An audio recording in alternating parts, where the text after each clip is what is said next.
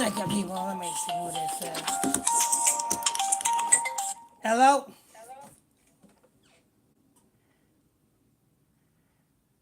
And it's nobody. And it's nobody. All right, 1 second. Me. All right, there we go. All right, people, welcome everybody. Welcome to another Sabbath class preparation, Bible study class, right here on ISBC Truth. If you're new to this channel, hit that subscribe button. Give me a minute. Let me get this Facebook set up over here. Give me 1 second. And let me get Facebook set up.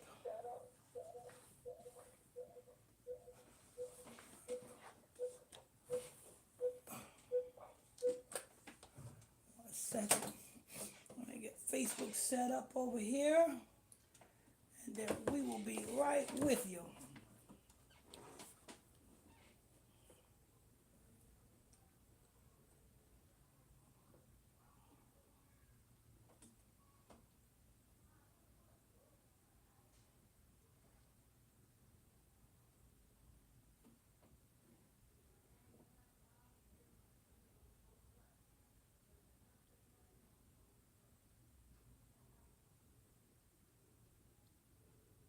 I gotta make sure.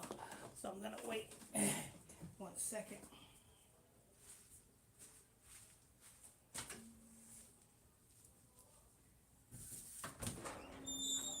One more time. Hit that blue button to go live. Good? Okay. Check. Okay, people.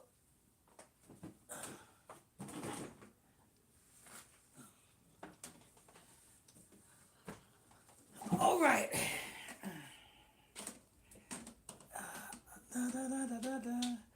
Hey, everybody. Welcome, everybody, to... wait a minute.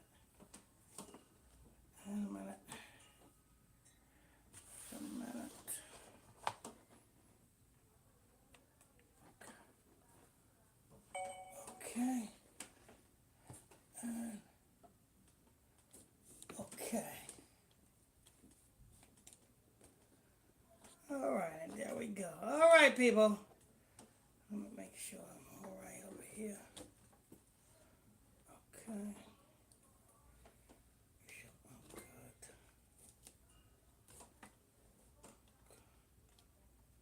Should be good.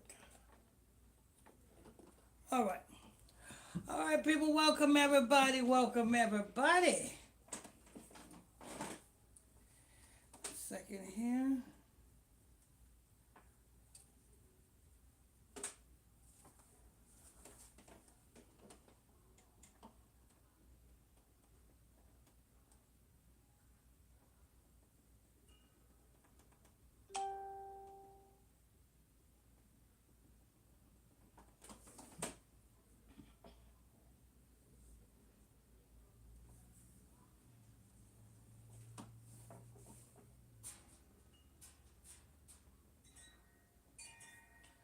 All right, people, welcome everybody to another edition of the ISBC Bible Study Class Sabbath Day Service.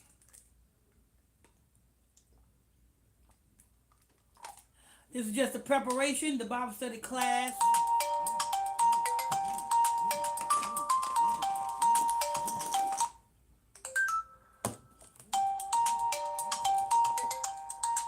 Hello.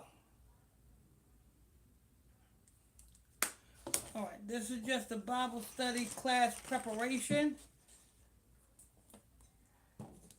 This is the preparation. The Bible Study Class don't start till about 8 o'clock p.m. Eastern Standard Time. This is the preparation to the Bible Study Class. As you know, in the preparation, we just go over different truths and expose the lies and bring forth the truth in these preparations. Make sure you guys tap on them like button, people, if you're new to this If you haven't done so already, people over there on Facebook, tap on them like buttons, get us in them algorithms. People over there on YouTube, tap on those like buttons, get us in those algorithms. Tap on them thumbs up buttons. Um, People over there on YouTube, if you're new to this channel, hit that subscribe button, turn on your notification bells.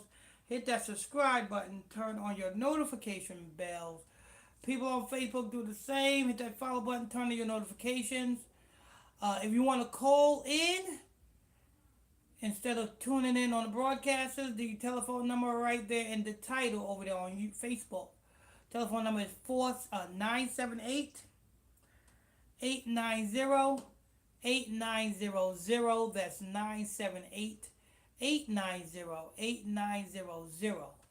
Telephone number is right there in the title over there on Facebook. Um, the access code is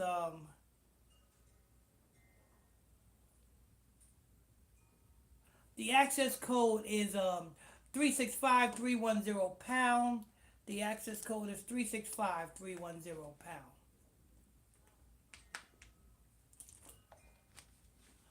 All right. Halloween. How many of you all got buckets and buckets of candy outside your house waiting for little kids to come through and grab it up? You know there's a satanic day, people? Do y'all know this is a Satan? Do you know this is a Babylon?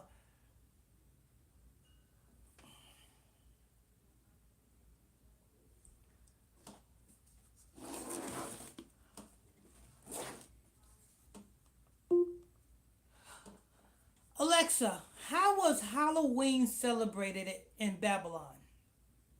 From SortyRaparis.com. Babylon Halloween is aimed at a nighttime audience, curious and open to a total experience, combining sound, light and artistic performance.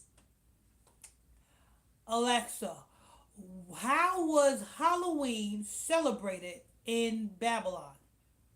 From SortyRaparis.com. Babylon Halloween is aimed at a nighttime audience, curious and open to a total experience, combining sound, light and artistic performance. Alexa, how was Halloween celebrated in ancient Egypt? From Horoscope.com. Celebrated on October 31st, this ancient pagan festival marks the final harvest and honors the cycle of life, death, and rebirth, the roots of what we now know as Halloween. Babylon gods is the same thing as Egyptian gods, people. Did you just hear what my white Caucasian robot slave just said? I'm going to say it again. Alexa, how was Halloween celebrated in ancient Egypt? From Horoscope.com. Celebrated on October 31st, this ancient pagan festival marks the final harvest and honors the cycle of life, death, and rebirth, the roots of what we now know as Halloween. Hello? So, according to the Egyptians, the ancient Egyptians, they celebrated Halloween to mark the final harvest. Harvest of what? Harvest of souls? Alexa, what ancient Egyptian god is associated with Halloween? From thecollector.com. It suggests that the ancient pagan festival was associated with the god Crom Cruach, who seems to have been both a solar and a fertility deity. Crom Cruach. The Crom Cruach is the ancient Egyptian god that is worshipped on Halloween. Alexa, what is the ancient Egyptian god Crom Cruach? According to Wikipedia, ancient Egyptian deities are the gods and goddesses worshipped Alexa, stop. Alexa, what is the Egyptian god Crom Cruach? From thecollector.com. He is one of the most recognizable gods of Egypt, depicted as a falcon or a falcon-headed man. Depicted as a falcon or a falcon-headed man. Crom Cruach. Alexa, what Egyptian god is Prom Cruet associated with? From funtrivia.com. This animal was usually associated with the goddess Hathor. So Prom Cruet, the Egyptian god that was worshipped in ancient Egypt, associated with Halloween, was associated with Hathor. Alexa, what is the ancient Egyptian god Hathor? According to Wikipedia, Hathor was a major goddess in ancient Egyptian religion who played a wide variety of roles. Oh, so it was a she. Hathor is a she, huh? Okay. Alexa, what Egyptian god is Hathor associated with? From worldhistory.org. Hathor is an ancient Egyptian goddess associated, later, with Isis and, earlier, with Sekhmet, but eventually was considered the primeval goddess from whom all others were derived. So Hathor is associated with Isis. Isis is Ceresis, and also Sekhmet. Alexa, who is the Egyptian god Sekhmet? Alexa, who is the Egyptian god Sekhmet? From smithsonianmag.com. Over thousands of years, the Egyptians built a polytheistic culture centered around gods and goddesses like Anubis, Horus, and Isis. Alexa, what is the Egyptian god Sekhmet? From interestingengineering.com. The Egyptian nine gods, or the Ennead, was a group of 9 deities most commonly worshipped at Heliopolis. Alexa, where's Heliopolis? From Quora.com. Heliopolis is an ancient city located in Egypt. Heliopolis is an ancient city worshipped in Egypt.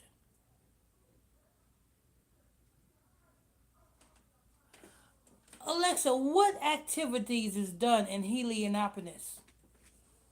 From getaorguide.com. Enjoy ample time for photography, panoramic rooftop views, and exploring restored rooms with interactive exhibits about Heliopolis development. Halloween.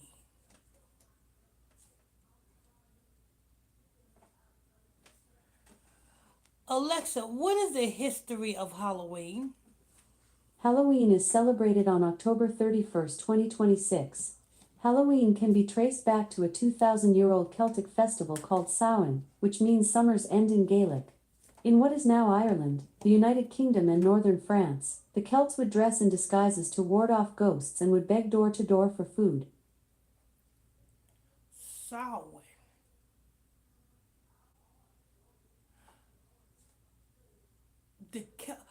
Alexa, who is the Celtics?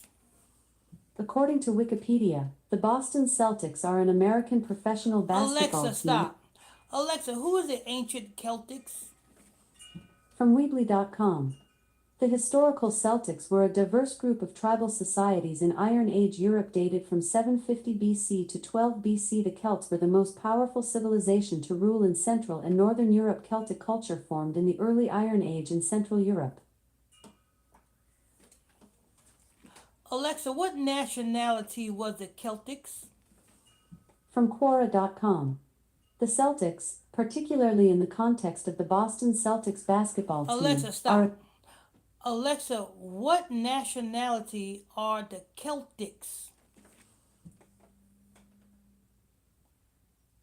Well, you didn't want to answer that one. Samhain. Alexa, what is the ancient festival of Samhain? From jagranjosh.com. This festival marked the end of summer and the start of the dark winter, and Celts believed it was the night when ghosts and spirits could easily cross into the world of the living. It was a night when ghosts and spirits can easily cross into the living. The Celtics. Really,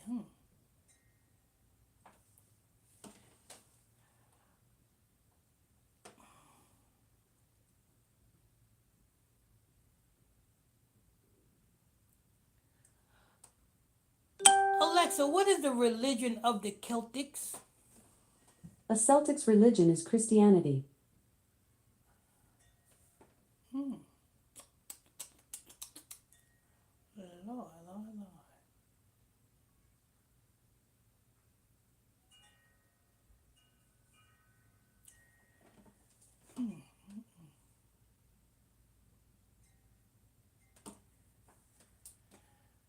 So they beg for food. And it just so happens that they launching the government shutdown the day before the night of the day that they are going to supposed to shut off the snap. Hello? Lord, Lord, Lord. Babylonians, Babylonians, Babylonians. These Halloween festivals, people. The Celtics.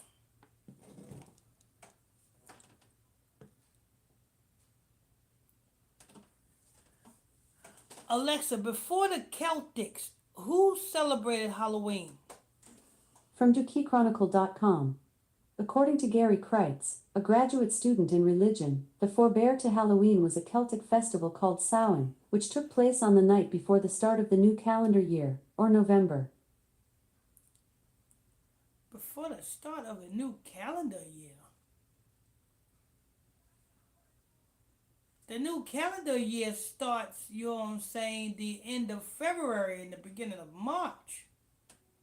That's when the new calendar year. People, before you don't know, the new year is not January 1st, nor is it November 1st, but it is March. It's the first Sabbath in March. That's the first of the year.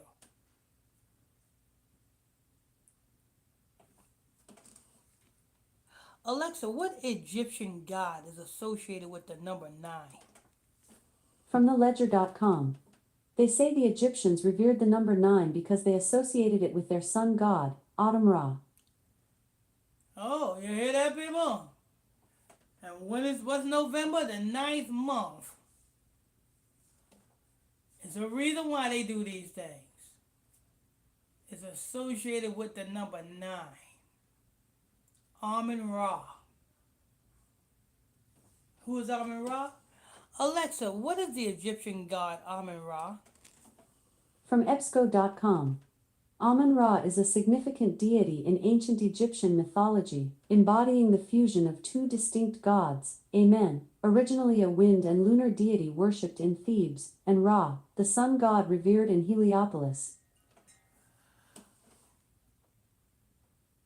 Alexa, the Egyptian god Amun, why is he worshipped in Thebes? Sorry, I don't have an answer for that. Alexa, why is the Thebes worshipping the Egyptian god Amun-Ra? From Artnet.com. Egyptians believed such animals protected the sun god Ra from the serpent Apophis, who attacked him nightly as he journeyed through the underworld. Lord, Lord. This is what you're doing when you're celebrating, you know what I'm saying, Halloween, people. Hello?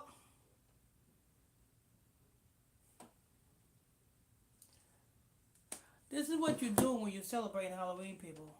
You know what I'm saying? It's a pagan custom that goes all the way back to ancient Babylon, and it's the worship of what? Not Samhain, but Amun-Ra.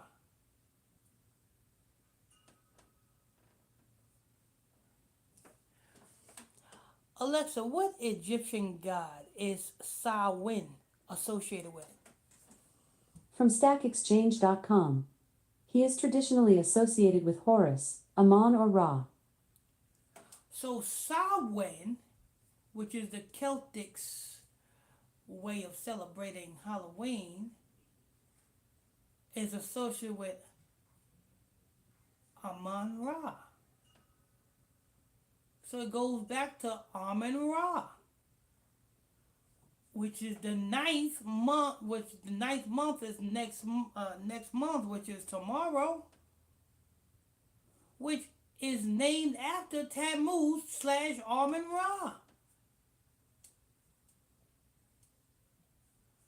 And it makes sense why they doing this with this food stamp thing, because this is an Amun Ra ritual that's taking place amongst you all. Or Horus, they said, right? Alexa, what is the Egyptian god Horus? From worldhistory.org. Horus is the name of a sky god in ancient Egyptian mythology which designates primarily two deities, Horus the Elder, or Horus the Great, the last born of the first five original gods, and Horus the Younger, the son of Osiris and Isis. The son of Osiris and Isis. We know who Isis is. Isis is Semiramis. Horus is Isis' son. Who is Isis? Semiramis. Who is Horus? Tammuz. Who is Osiris? Alexa, who is the Egyptian god Osiris associated with? According to an Alexa Answers contributor, Isis is the wife of Osiris. Oh, so Isis is the wife of Osiris. So Horus is the son of Isis. So Osiris is the wife of Isis. So that's Nimrod. Isis is Semiramis. Horus is the baby, which is Tammuz. Horus is actually, Alexa, Ezekiel 8 verse 14. According to the King James Bible, Ezekiel 8:14 reads, "Then he brought me to the door of the gate of the Lord's house which was toward the north, and, behold, there sat women weeping for Tammuz." So in the church, when everybody's in the church saying Jesus, they're literally praying to who? The son of Isis and the son of Amun Ra, which is Nimrod. Tammuz. That's who you're praying to. Watch this. Because there was no letter J before the 1400s. There was no letter J.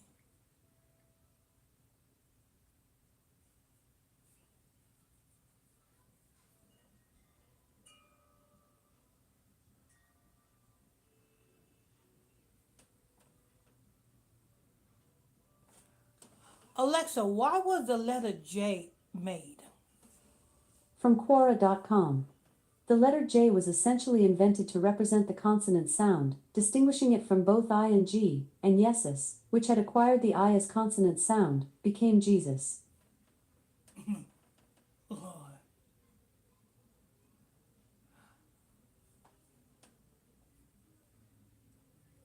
See that? So, there was no letter J. So when you calling on Jesus, the letter J was made from the letter I. So, Jesus, or he is Zeus, and being that you're calling on Zeus,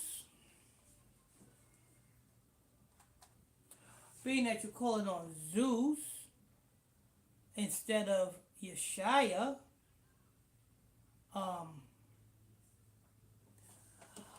Alexa, what Egyptian god is Zeus associated with? From Quora.com. Zeus is indeed known as a moon in Egyptian cosmology, just as Aphrodite is known as Astarte and Ishtar in Phoenician and Mesopotamian cosmologies. So, hello?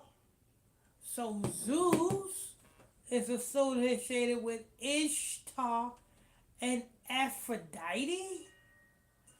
Alexa, what is the Egyptian god Aphrodite? From Quora.com.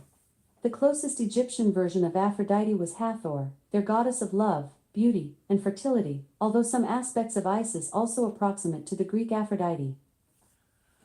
Alexa, how do the Egyptian god Aphrodite look? From Quora.com. The closest Egyptian version of Aphrodite was Hathor, their goddess of love, beauty, and fertility, although some aspects of Isis also approximate to the Greek Aphrodite. Alexa, can you tell me how the Egyptian god Aphrodite look? From Quora.com. The closest Egyptian version of Aphrodite was Hathor, their goddess of love, beauty, and fertility, although some aspects of Isis also approximate to the Greek Aphrodite. Alexa, is there an image of the Egyptian god Aphrodite? Amazon Photos is not supported on this device.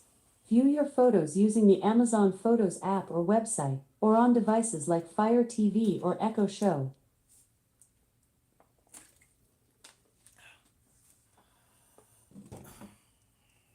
That's who you call on when you're calling on Jesus. You're calling on Zeus, which is associated with Hathor, which are associated with Isis, which are associated with Aphrodite. You know what I'm saying? These are all the deities that's associated with Zeus. That's when you call on when you call on Zeus. His name is Yeshaya. His name is not Zeus. His name is not Jesus. His name is Yeshaya, people. His name is Yeshaya. That's his name. You know what I'm saying? When you're following after these Babylonian reindeer games, you're worshiping Babylonian gods. Um, let me see. Babylonian gods. Um,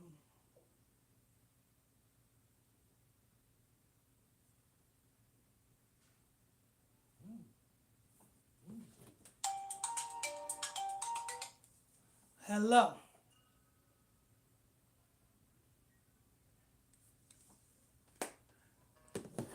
Mm-mm-mm.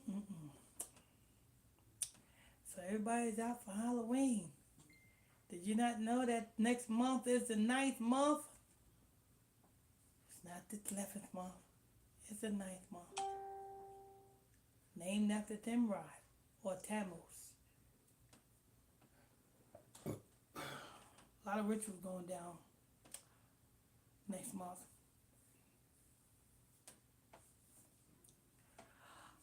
Um, Let me see. Alexa, what time is it? It's 6:13 p.m. Give me a minute, people. Let me see if I can get to your question or comment. See if I can make sure you guys tune in to that subscribe button. If you're new to this channel over there on YouTube, hit that subscribe button. Hit that subscribe button. If you're new to us over there on Facebook, hit that follow button. Turn on your notification bells. Um, Hit them like button, people. Tap on them thumbs up button, people. Get us in them algorithms. Don't forget, if you want to call in, the telephone number is right there in the title of the broadcast over there on Facebook. The telephone number is right there in the broadcast over there on Facebook. If you want to call in, that telephone number is 978 890 8900. That's 978 890 8900. And the access code is 365-310 pound. That's 365-310 pound. Let me see what else we got. Yeah, let me check something.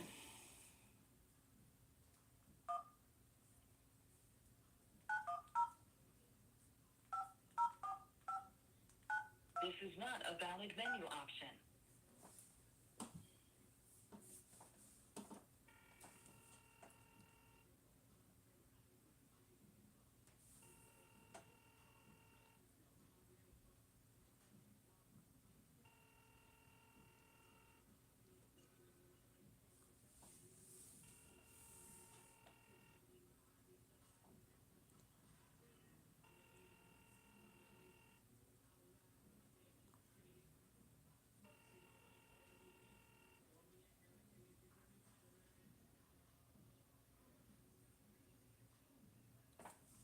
Okay, people. Let's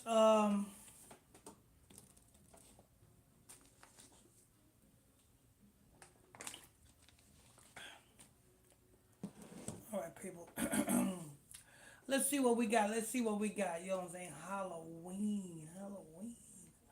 Um,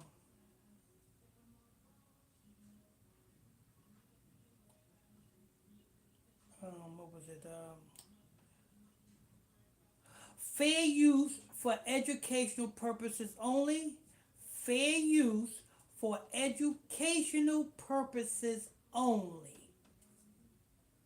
And educational purposes it is. Alexa, get me Out to Zero podcast.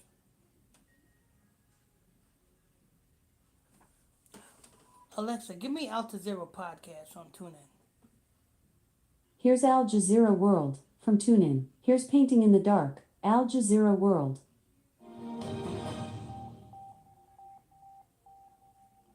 Ne yapacağız? Şimdi ne yapıyoruz? Adacımla resim yapacağız. Ay sen boyuyormuşsun bir de ben biliyorum. Şimdi kelebek yapacağız ya. Alexa, Neresi? stop. Yeah, that's my news outlets. I like to get news from news outlets that don't cater to America because you can't when you listen to news in America, you got to like give or take. You know what I'm saying? You got to give or take. You know what I'm saying? You got to search for outside source news outlets in order to get the real truth.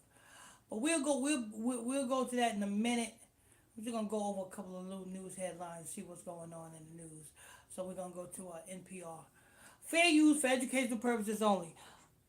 Alexa, give me the NPR news.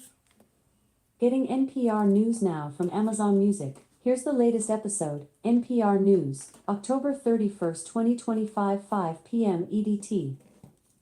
Live from NPR News in Washington, I'm Janine Herbst. Two federal judges say the Trump administration must distribute reserve money from a USDA fund to those who get food assistance through the SNAP program. That benefit is set to run out tomorrow because of the government shutdown. In Boston, Judge Indira Talwani says the administration has until Monday to consider whether to pay at least partial benefits. And in Rhode Island, Judge John McConnell barred the administration from stopping benefits. What's not clear is how his ruling relates to Talwani's order. NPR's Jennifer Ludden has more on the program that supports around 42 million Americans with food assistance. The federal government usually sends SNAP funding to states well before the first of the month because it takes days to distribute it onto people's debit-like cards. Now, there's an added complication. The Agriculture Department's contingency money falls short of full SNAP funding for November. The administration has said calculating partial payments would be a logistical nightmare that could take weeks. States and cities across the country have been preparing for a lapse and Alexa, ramping up. pause. Okay, so if they don't put the money on the cards, well, they ain't gonna put on money. They can't put the money on the cards tomorrow. Tomorrow's Saturday. If there was to put the money on the cards, it would be today. They don't do things on the weekend. So if you didn't get your money today, then you ain't getting it Saturday. Saturday will be the first. Sunday will be the second, and Monday will be the third. So we will be in the 9th month and the 3rd day. And what does that mean? 93 or 39? 93, 93, because 93. So if they turn around and release some of this money onto people's debit cards, we'll let you know that this is all a freaking Nimrod ritual. Because if they release some of the money to put on these debit cards on 9/3, we know in the 9th month, which we know what 9 represent. Let me see. Alexa, what Egyptian god is associated with the number 9? From theledger.com. They say the Egyptians revered the number 9 because they associated it with their sun god, Atum Ra. So they associate the number 9 with Amun Ra. Alexa, what Egyptian god is Amun Ra? From shoutwiki.com. Amun-Ra is the Egyptian god of the sun, creator of the world and its creatures, and ruler of the sky, the earth, and the underworld. That's Amun-Ra. Alexa, what Egyptian god is Amun-Ra associated with? From EBSCO.com. Amun-Ra is a significant deity in ancient Egyptian mythology, embodying the fusion of two distinct gods, Amen, originally a wind and lunar deity worshipped in Thebes, and Ra, the sun god revered in Heliopolis. So Amun-Ra is associated with the number 9. Alexa, what Babylonian god is November named after? From StackExchange.com. The name of the month was adopted from the Assyrian Babylonian calendar, in which the month was named after one of the main Mesopotamian gods, Tammuz. So number 9 is correlated to Nimrod. November is named after Tammuz, or Tammuz, whatever his name is. You know what I'm saying? And it and the moon is associated with Isis or Semiramis. Alexa, what Babylonian god is associated with the moon? From hubpages.com. Sin, in Mesopotamian religion, the god of the moon. Sin is Mesopotamian religion, the god of the moon. Alexa, what Babylonian god is Sin? I'm not quite sure how to help you with that. Alexa, what Babylonian god is Sin? I'm not quite sure how to help you with that. Okay. Alexa, what Egyptian god is associated with the moon? From Sketchfab.com. Khonshu is the Egyptian god of the moon and the night sky. Okay, Khonshu. Alexa, who is the Egyptian god Khonshu? From thecollector.com. He was the god of Memphis and rose to importance when the city was politically influential. Alexa, who's the Egyptian god Khonshu? From thecollector.com. He was the god of Memphis and rose to importance when the city was politically influential. Hello? Alexa, who is the Egyptian god Khonshu associated with? From Quora.com. In real-life mythology, Khonsu is an Egyptian god of the moon and protector of nighttime travelers. And she is associated with Amun-Ra because the moon is feminine. And Monday will be 9/3. 93. Hello? Monday will be 93. 9/3. So 9/3 forward represents the sun. Not 39 or 93 in reverse. 39 represents time. Time. Time. So 93 sun, 93 in reverse, time. So if they happen to release some of your SNAP funds on your cards on Monday, you best believe they did this as a ritual. They're getting your anticipation built up all the way up until now. They done had your participation built up. They done seen all of you black women on social media talking about what you gonna do if you don't get your blah blah blah blah blah. So they got your energy. They got your energy. Hello? So they got your energy. They definitely got your energy. So if they happen to release some of your funds due to this emergency fund they got going on thing, and they have to release your funds come Monday, just know it's still a Nimrod ritual. It's still a Tammuz ritual. Because they said some judge in Massachusetts or something like that. But check this, even though they do that, they said it only going to fund some of the people that's on SNAP. It's still not going to fund everybody, so some people are going to get funded and some people are not going to get funded if they happen to release these emergency funds onto you guys' card. But the Trump administration appealed that ruling from that judge. So, so we'll see how that goes down, you know what I'm saying? So let's go ahead and continue. Fair use for educational purposes only, fair use. Alexa, resume. Resuming NPR News Now from Amazon Music. NPR News, October 31st, 2025, 5 p.m. EDT. To food banks offering protections if people fall behind on their bills, even shifting their own budgets to pay some amount of food aid to SNAP recipients temporarily. Jennifer Levin, NPR News, Washington. The Trump administration is creating a National Guard quick reaction force for nationwide deployment. NPR's Will Lawrence reports the troops are expected to be stood up by January. The National Guard has had a reaction force for decades, ready to deploy in all 50 states in case of natural disasters or other emergencies.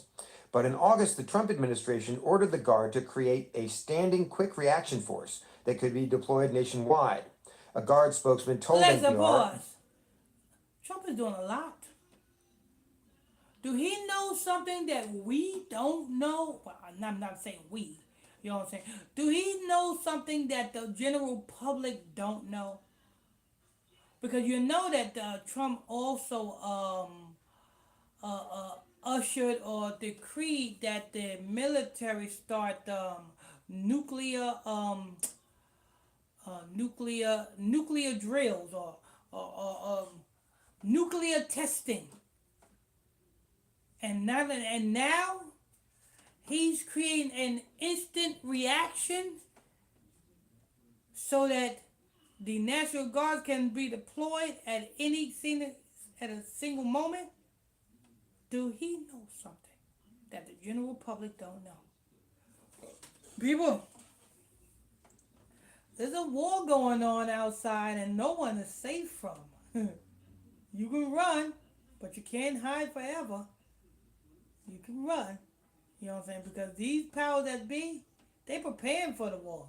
You see what they doing. Fair use for educational purposes only. Fair use. Alexa, resume. Resuming NPR News Now from Amazon Music. NPR News, October 31st, 2025, 5 p.m. EDT. training and will be ready, equipped with riot gear, by the new year.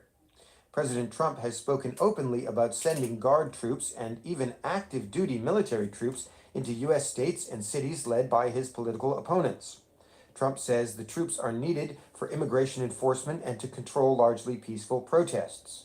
Lawsuits challenging the president's right to do that are working their way through the courts. Quill Lawrence, NPR News. Medicare drug price negotiation is wrapping up for this year's batch of 15 drugs, and that includes Ozempic. NPR's Sydney Lupkin has more. Drugs like Ozempic could soon get lower prices in Medicare. Friday is the last day for drug companies to accept or reject final offers from the government as part. Hello?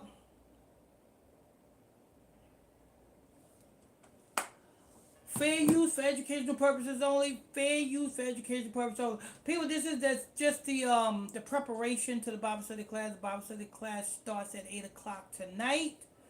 You know what I'm saying? This is just preparation. We just going over some information that you may be not aware of or you may be aware of.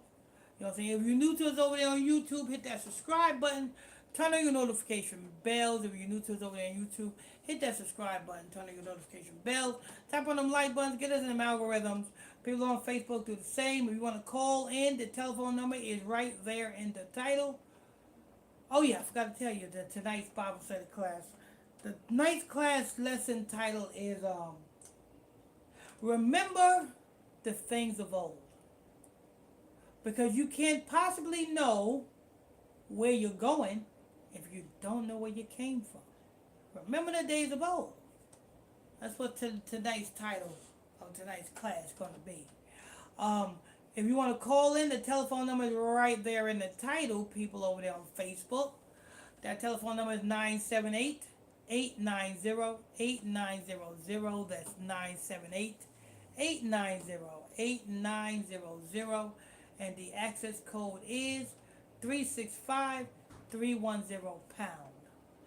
Let me go ahead and uh,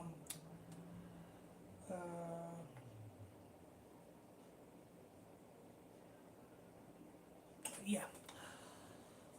Let me go ahead and resume. A fair use for education purpose only. Alexa, resume. Resuming NPR News now, from Amazon Music. NPR News, October 31st, 2025, 5 p.m. EDT. Price negotiations. The new prices are expected to be announced by November 30th, but won't go into effect until 2027. Until the Inflation Reduction Act, Medicare was not able to negotiate drug prices for the more than 50 million beneficiaries with drug plans. NPR's Cindy Lupkin reporting. Wall Street higher by the closing bell. You're listening to NPR News from Washington.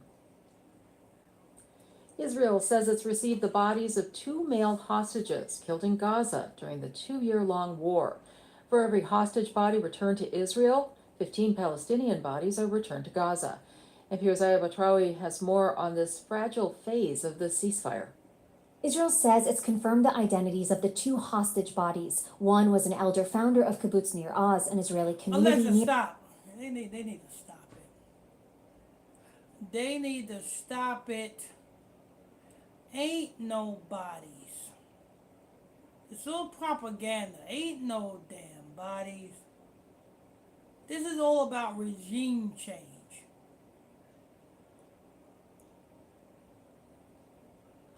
Alexa, what is the largest population in Gaza? From AzureEdge.net. Gaza City is the largest and most populous city with more than 750,000 residents. Alexa, what is the nationality of the people in Gaza?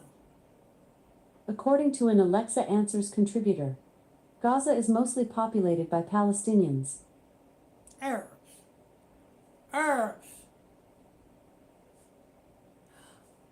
Alexa, when did the Jewish people get into Gaza?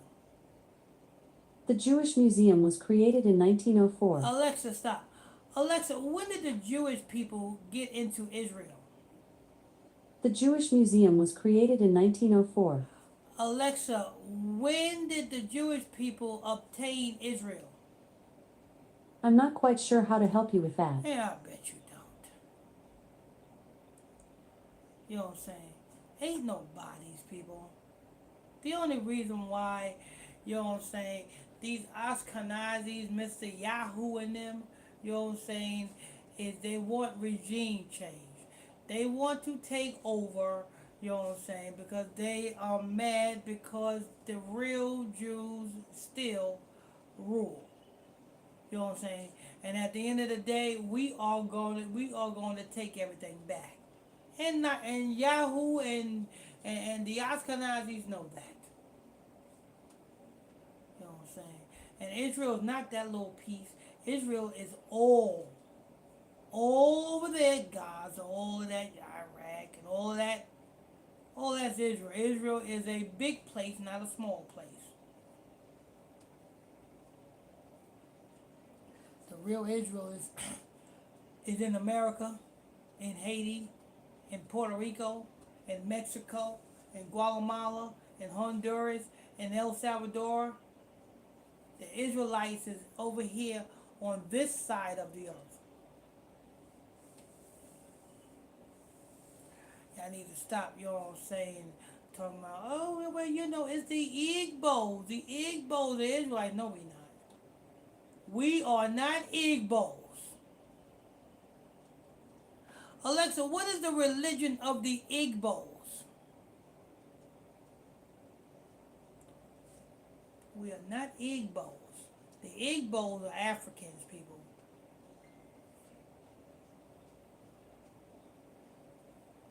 Nimrod. You know what I'm saying? On Nimrod Day. So I guess the reason why, you know what I'm saying, the Caucasians had us, you know what I'm saying, keep Thanksgiving on the month that's named after Nimrod. I guess that feast, you know what I'm saying, what we're doing is we're feasting actually to Nimrod.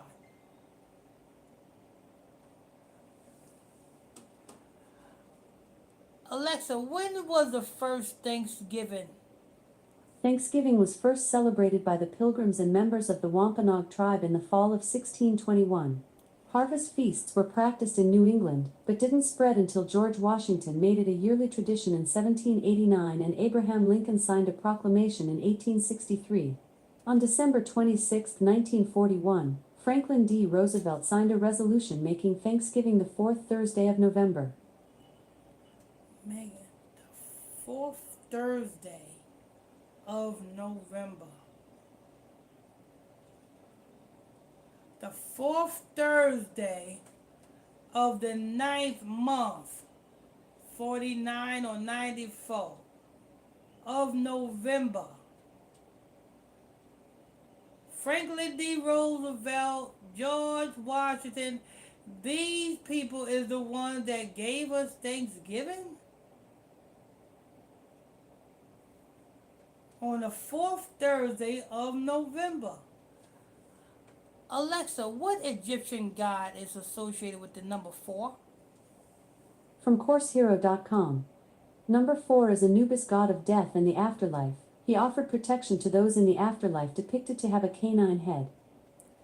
Okay, a dog's head. A dog's head. The Anubis, the god of unalive. Let me say Anubis. I think it's Anubis. Let me say.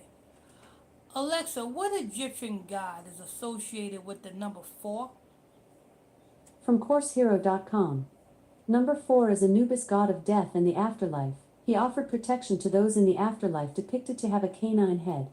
Anubis, the god of unalive, is the reason why we are feasting, because we say we are feasting for who? All of the Native Americans that was unalived. Anubis. Alexa, who is the Egyptian god Anubis associated with? Alexa, what is the Egyptian god Anubis? From thecollector.com. Anubis was the original Egyptian god of the dead and one of the oldest known deities, but later relinquished his position to Osiris and became a god more closely associated with mummification. Osiris. So it links back to Nimrod again on Nimrod's month. Nimrod's month, Osiris, Anubis, the god of the unalive. A couple of white people then signed proclamations that every black person will celebrate the unaliving of their own brothers and sisters, the Native American Indians, to worship the Egyptian god that is associated with the number 4, Anubis. See, before we celebrate these days, we got to look into it. You don't know what you're celebrating. I'm celebrating the pilgrims, the Indians that was unalive, da-da-da-da-da. Yeah, you're worshiping somebody. You're worshiping a deity. And the Wampanoag tribe. Who is the damn Wampanoag tribe? Let me see. Alexa, who is the Native American Indians Wampanoag tribe? According to an Alexa Answers contributor, the Wampanoag Indians were original natives of Massachusetts and Rhode Island. It was Wampanoag people who befriended the Pilgrims at Plymouth Rock and brought them corn and turkey for the famous first Thanksgiving. The name means people of the first light. People of the first light. Huh? If they the first light, who's the second light? Last time I checked, there's only one light. That's the Most High God, Christ. Christ said, I am the way, the truth, and the light. people of the first light, there's only one light. Massachusetts, the Wampanoag tribe. Hello?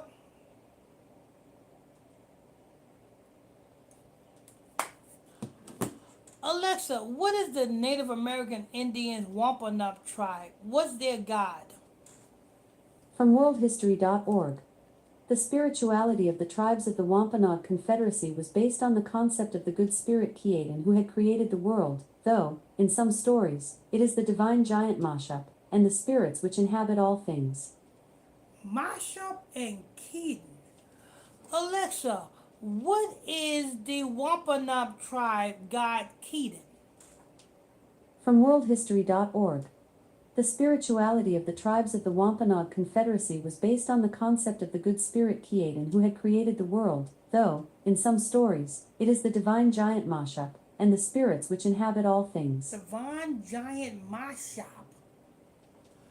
Alexa, what Native American Indian god is Mashop? From Quora.com. By American gods, you can either mean the Christian God, or the gods of the Native Americans, like Quetzalcoatl. Quetzalcoatl. Do you see why our people done fell? Do you see why? And to all you Native American Indians, you know what I'm saying, making these names for yourself, the Waka Bapa, Woopa Wapa. The Most High God called you Gad. Jacob called you Gad. You know what I'm saying? The Mexicans, they're so-called Indians as well. They're called Issachar. You know what I'm saying? The Mexicans are so-called Native Americans. The Guatemalans, the Hondurans, the El Salvadorians, they are Native Americans. They are called Issachar, not Mexico or Guatemala. Where we get these names from? They got these names from worshiping these spirits. Hello?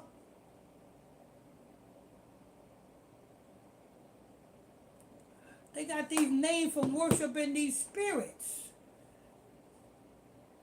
All these damn spirits they worshiping. The Wakamapa.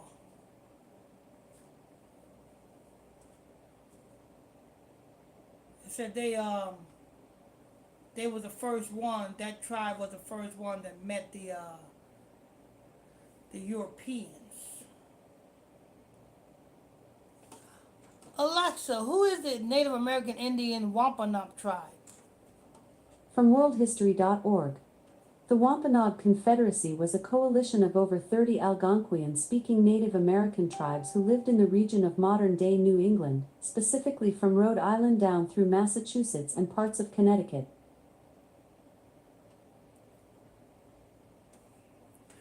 Alexa, what nationality was the Wampanoag Native American Indian tribe?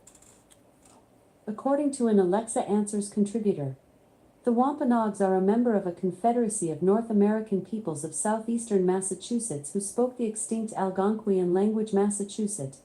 Algonquian language?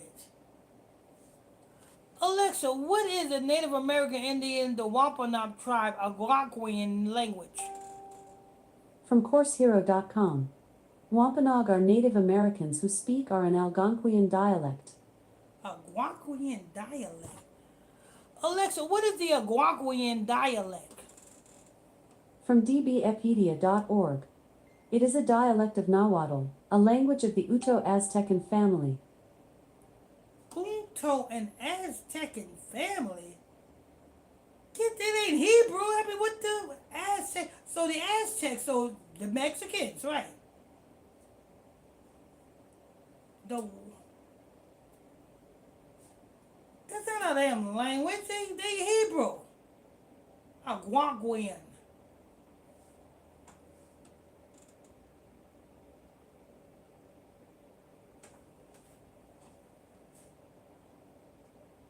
The language the Native Americans, the Aztecs, which is the Mexicans and the Guatemalans, Hondurans, are Hebrew. Their language is Hebrew, not Algonquian. The hell is Algonquian? You know what I'm saying? Probably got that language from one of them damn angels that they was worshiping.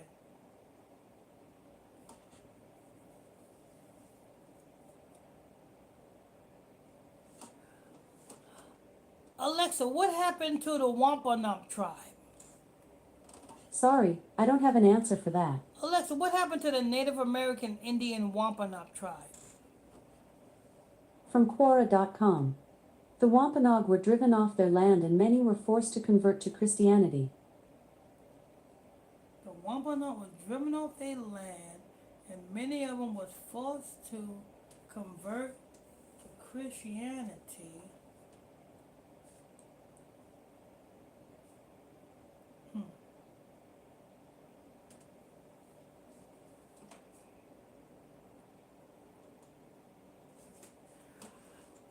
Alexa, why do the Wampanoag Native American Indians celebrate Thanksgiving?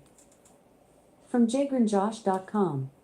Thanksgiving can be traced back to the year 1621 when the Pilgrims and the Wampanoag Native American tribe became engaged in a feast of thanks for their plentiful fall harvest in Plymouth, Massachusetts, following a winter of serious deprivation.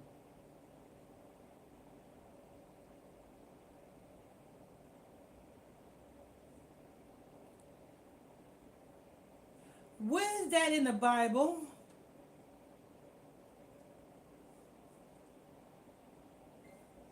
It don't say nothing about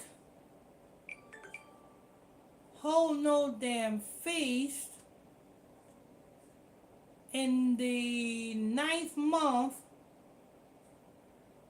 for a harvest. I don't say nothing about that. The Feast of Ingathering is 23.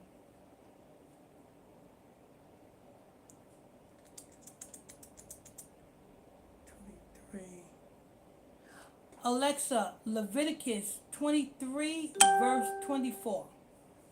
According to the King James Bible, Leviticus 23:24 reads, "Speak unto the children of Israel, saying, In the 7th month, in the 1st day of the month, shall ye have a Sabbath, a memorial of blowing of trumpets, and holy convocation."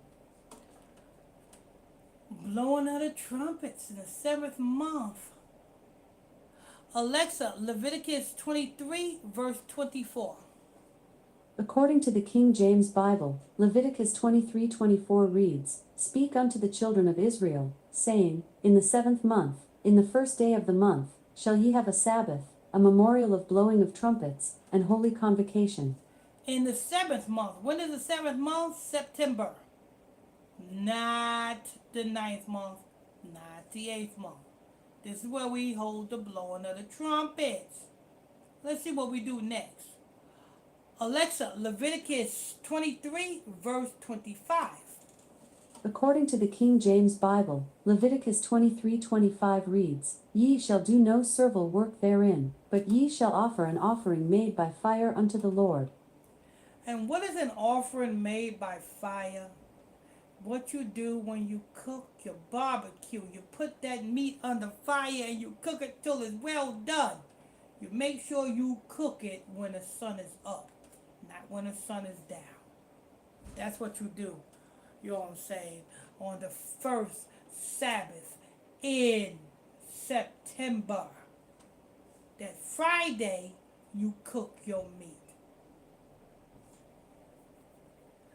Alexa, Leviticus 23 verse 26. According to the King James Bible, Leviticus 23:26 reads, "And the Lord spake unto Moses, saying." Alexa, Leviticus 23 verse 27. According to the King James Bible, Leviticus 23:27 reads, "Also on the 10th day of this 7th month there shall be a day of atonement. It shall be an holy convocation unto you, and ye shall afflict your souls, and offer an offering made by fire unto the Lord." So in the 7th month, what are we supposed to do? We're supposed to, the feast of the blowing of the trumpet, which is on a Sabbath day. Then 10 days from that is when we got to fast. No drinking, no eating for 24 hours. From sundown to sundown. It's 27. Alexa, Leviticus 23 verse 28. According to the King James Bible, Leviticus 23:28 reads, "And ye shall do no work in that same day, for it is a day of atonement, to make an atonement for you before the Lord your God." Alexa, Leviticus 23, verse 29. According to the King James Bible, Leviticus 23:29 reads, "For whatsoever soul it be that shall not be afflicted in that same day, he shall be cut off from among his people." Alexa, Leviticus 23, verse 30. According to the King James Bible, Leviticus 23:30 reads, "And whatsoever soul it be that doeth any work in that same day, the same soul will I destroy from among his people." Alexa, Leviticus 23, verse 31. According to the King James Bible, Leviticus 23:31 reads, "Ye shall do no manner of work, it shall be a statute forever throughout your generations in all your dwellings." Alexa, Leviticus 23, verse 32. According to the King James Bible, Leviticus 23:32 reads, "It shall be unto you a Sabbath of rest, and ye shall afflict your souls. In the 9th day of the month at even, from even unto even, shall ye celebrate your Sabbath." And the 9th day of the month at evening, which it will be the 10th day. As you start your fast from sundown on the 9th day to sundown on the 10th day. Alexa, Leviticus 23, verse 33. According to the King James Bible, Leviticus 23:33 reads, "And the Lord spake unto Moses, saying." Alexa, Leviticus 23, verse 34. According to the King James Bible, Leviticus 23:34 reads, "Speak unto the children of Israel, saying, The 15th day of this 7th month shall be the Feast of Tabernacles for 7 days unto the Lord." Hear that?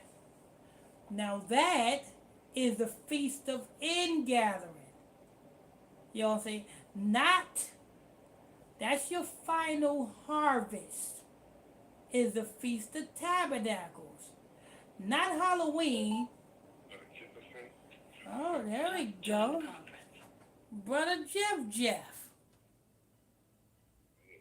Good evening, Brother Jeff. Good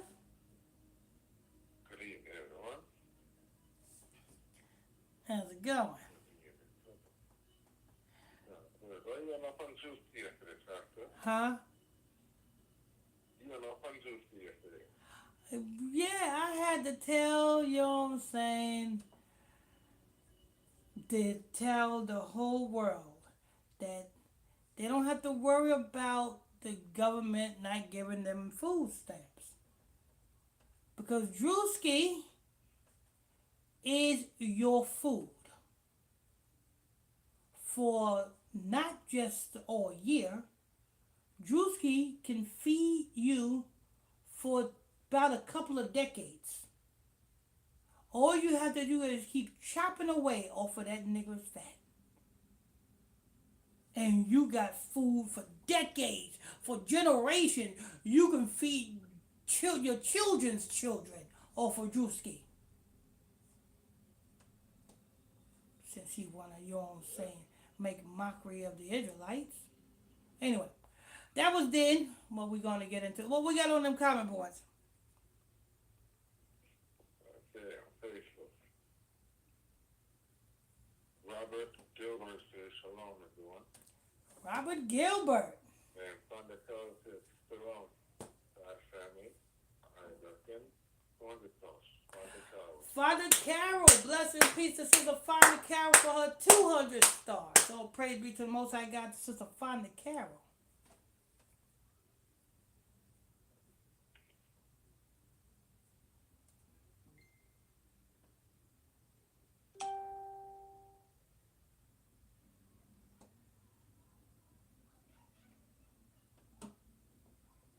Jeffrey Thompson, a high blessing, everyone.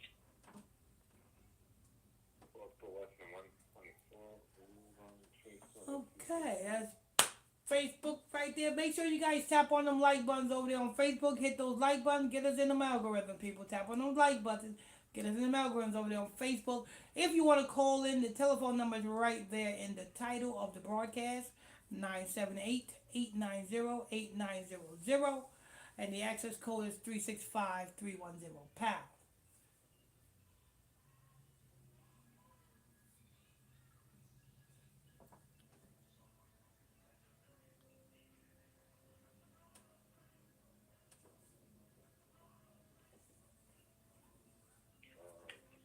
I'm gonna listen. Good evening, one.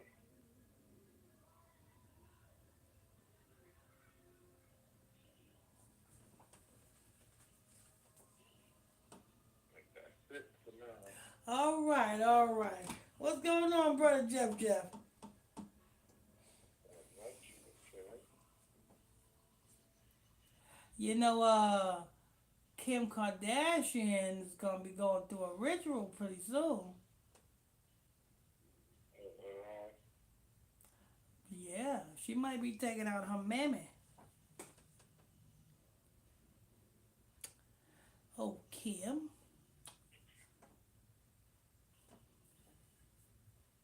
Crazy. Trying to figure out how to marry it. Everybody getting ready for dance Halloween.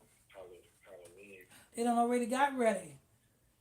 I'm looking down my whole block. All I see is neighbors, you know what I'm saying, sitting outside with their bowl of candy. You know what I'm saying? I see kids just going up and getting candy.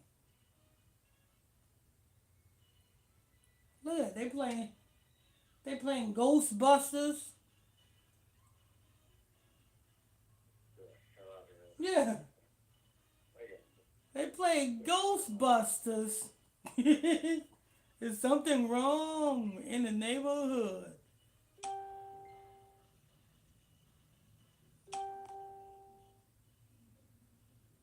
They getting ready for Christmas and they got to dance Christmas. All that.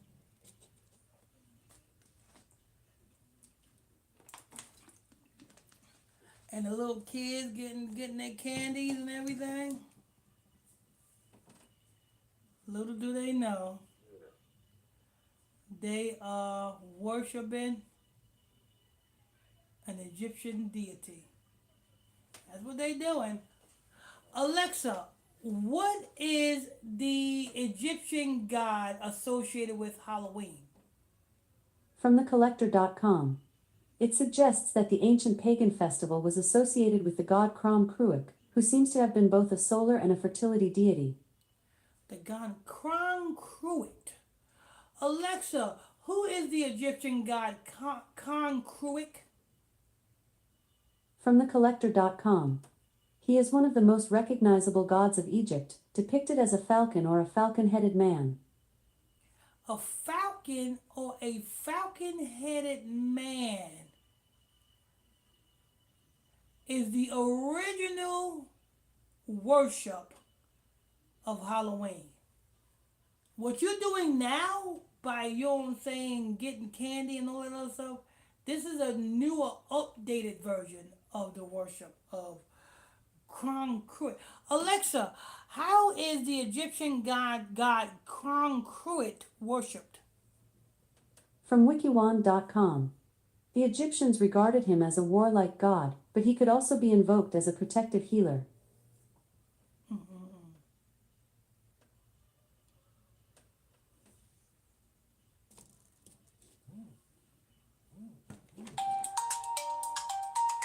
Hello?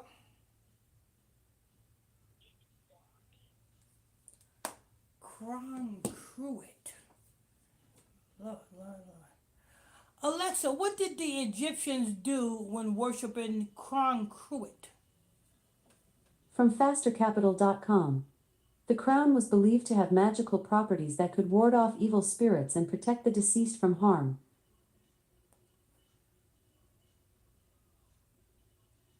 No, I think you mispronounced. Alexa, what did the Egyptians do when worshiping Kron Kruit? From fastercapital.com. The crown was believed to have magical properties that could ward off evil spirits and protect the deceased from harm. Lord, Lord, Lord.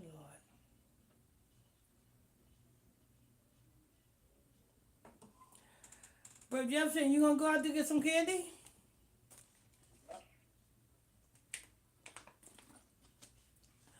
You know, I used to do that when I was younger. I used to have a costume on, and I used to damn go door to door with bags of candy.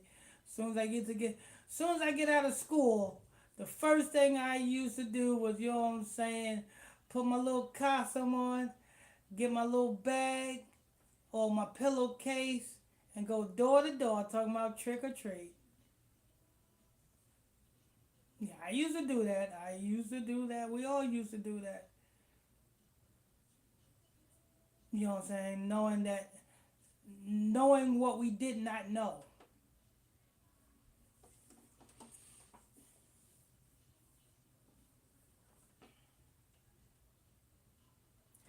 I used to come back with like 2 big bags of damn candy.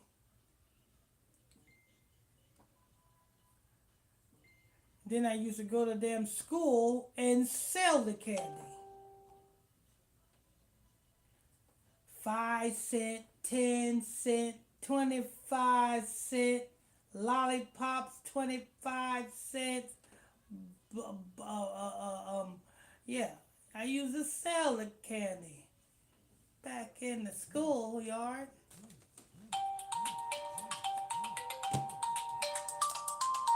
Hello?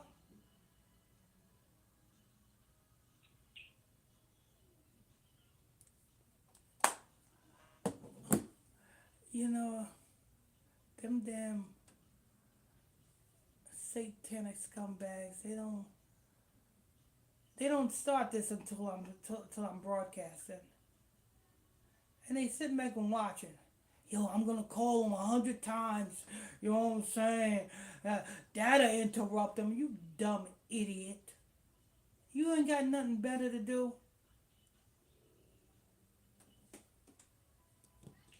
Grown men acting like children.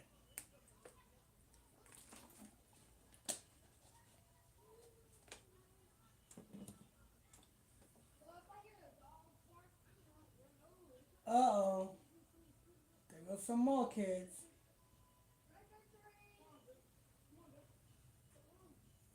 You know what I'm saying? Trick or treat.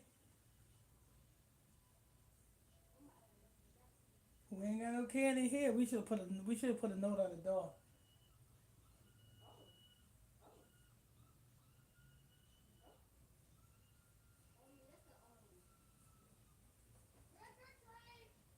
They keep on calling you.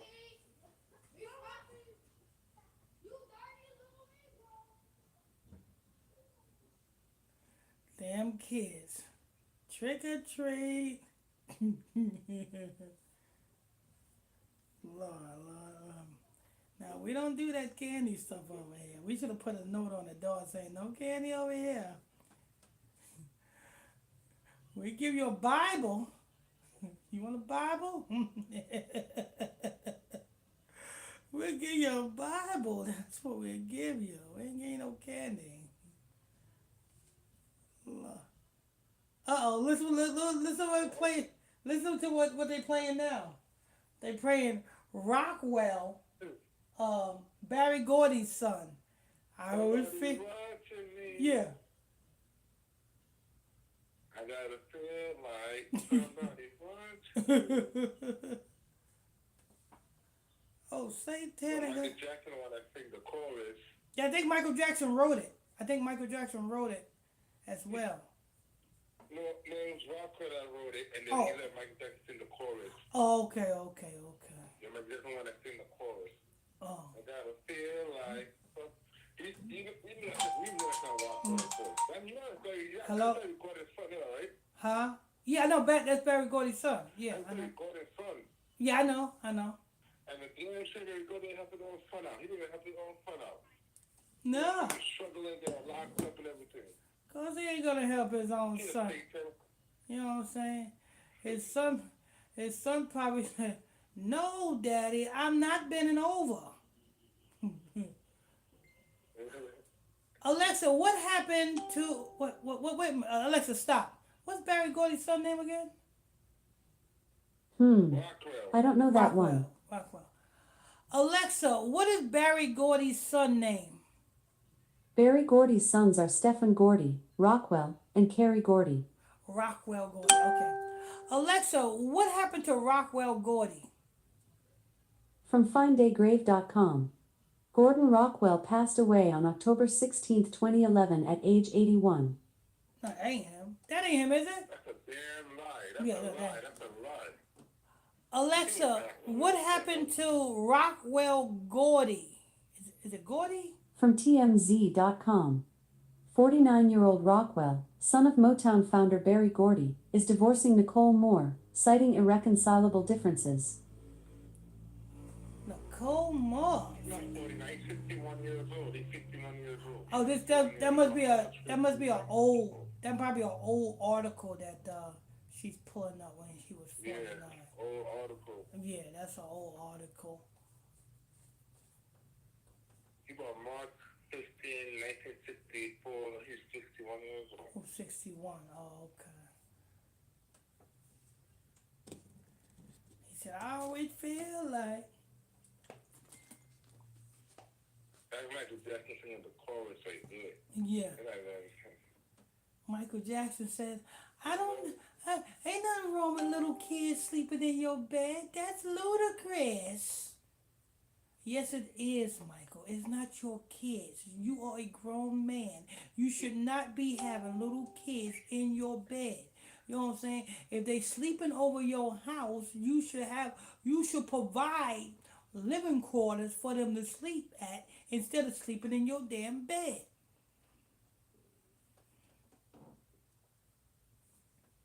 He's on crack. My dad was on crack. I mean, it's a damn shame what he did to Macaulay Culkin. He had Macaulay Culkin all in his bed. And the brothers and sisters in the bed. Let me see. Alexa, where is Macaulay Culkin? Macaulay Culkin was born in New York in 1980. 1980. Okay. Alexa, how old is Macaulay Culkin? Macaulay Culkin is 45 years old. Oh, he's 45. Oh, he's 45. Oh, really? Ooh. Well, let me see. Alexa, when is Macaulay Culkin's birthday? Macaulay Culkin's birthday is on August 26th. So he just turned 45. So he got a ritual coming too. Macaulay Culkin got a ritual coming. What you call it? A scandal ritual coming. If he don't come up with a sacrifice, he got a scandal ritual coming because what's her name?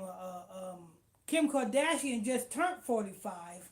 You know what I'm saying? And her mama is going to turn 70 on Monday. Is it Monday? I think it's on on Wednesday. On Wednesday, her mama going to turn 70. She's 69 now.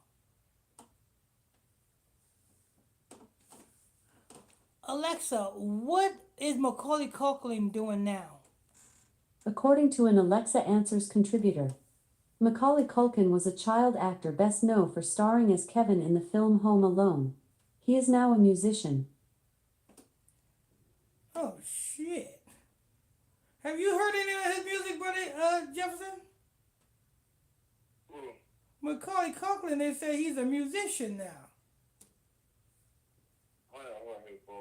Yeah, Lord. What kind of music? I remember he did a movie, he was dressing in drag. Oh, he did? He was dressing in drag back in 2003. 2003? He was dressed in drag? He was dressing in drag, yeah.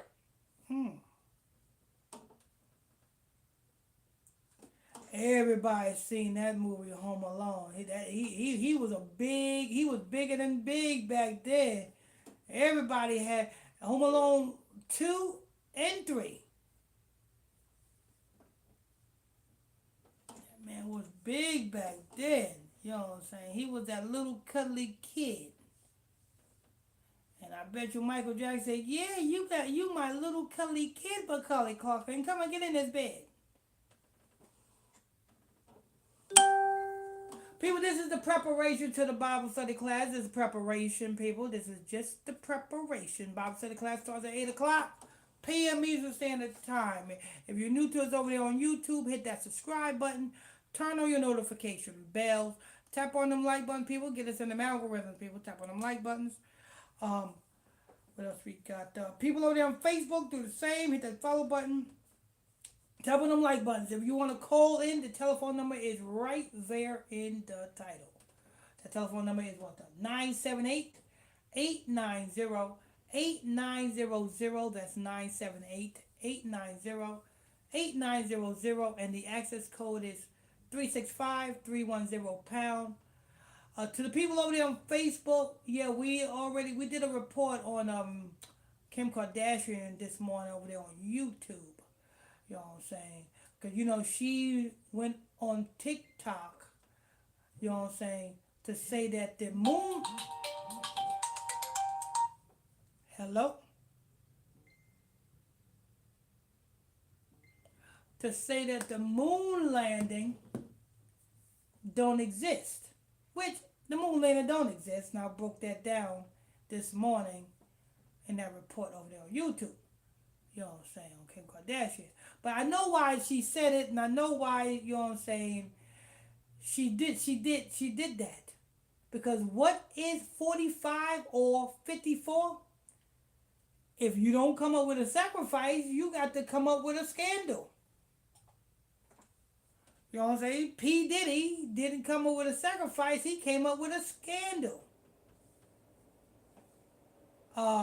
R. Kelly didn't come up with a sacrifice at age 54. He came up with a scandal. Jay-Z didn't come up with a sacrifice at 54. He came up with a scandal.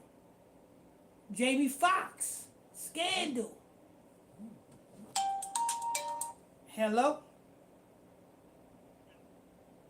Scandal. So,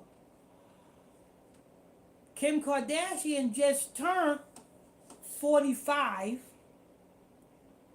Was it this month or last month? Let me see. Alexa, what is Kim Kardashian's date of birth? Kim Kardashian was born in 1980. Her birthday was 9 days ago. She turned 45. 9 days ago. Hello? So 9 days ago, get it? The number 9. The number 9. 9 days ago. What is correlated to number 9? Alexa, what Egyptian god is associated with the number 9? From theledger.com. They say the Egyptians revered the number 9 because they associated it with their sun god, Atum Ra.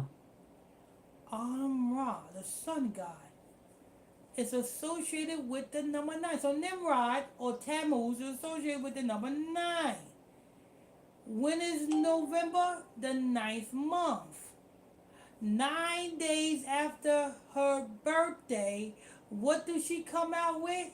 She come out with this old 69 ritual, because in 1969, so-called Neil Armstrong talking about he discovered the moon, or he landed on the moon.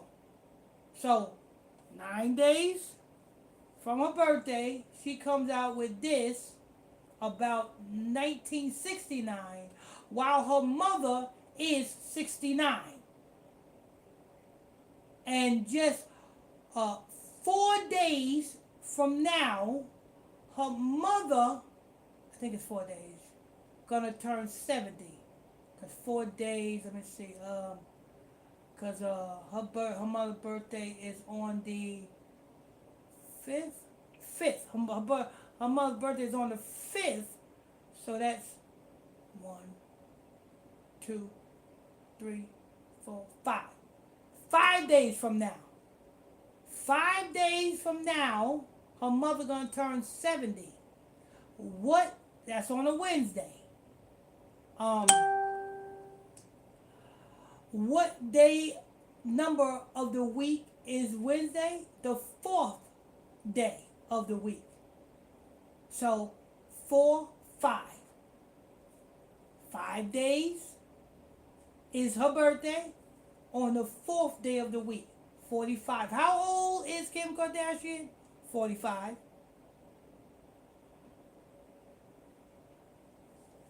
And she announced this about this moon landing 9 days after her birthday. 9 correlates to who? Nimrod. Everything all lines up for a good old ritual for Kim Kardashian. It's a shame. It is a shame these satanics come. Oh, not only that. Alexa, is Kim Kardashian still on TV?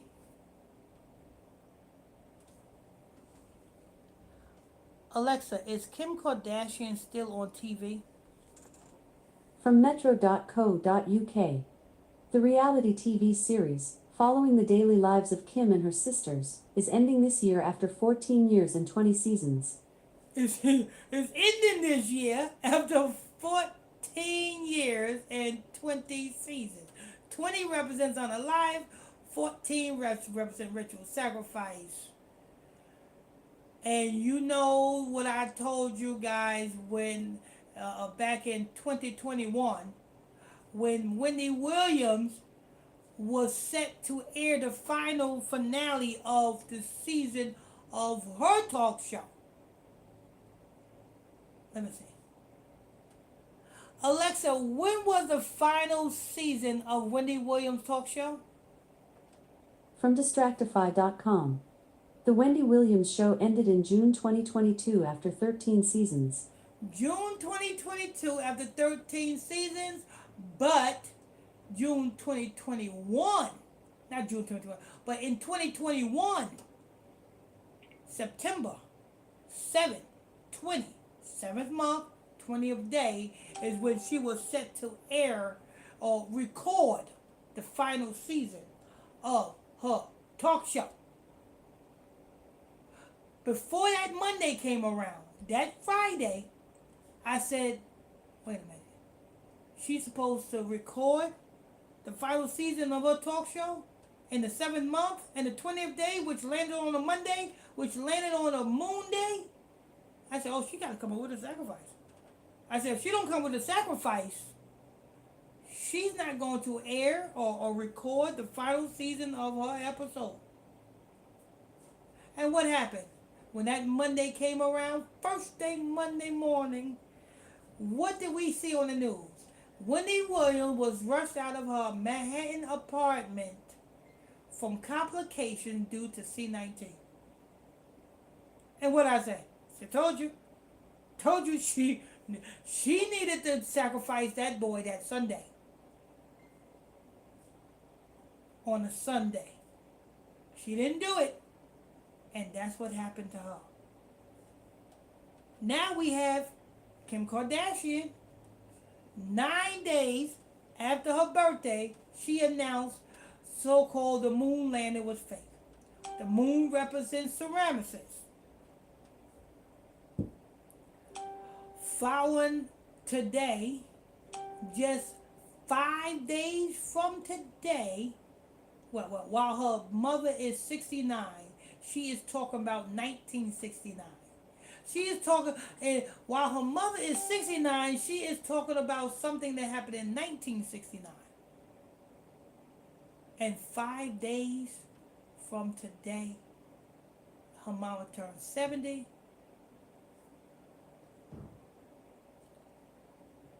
On the 4th day of the week. How old is Kim Kardashian? 45.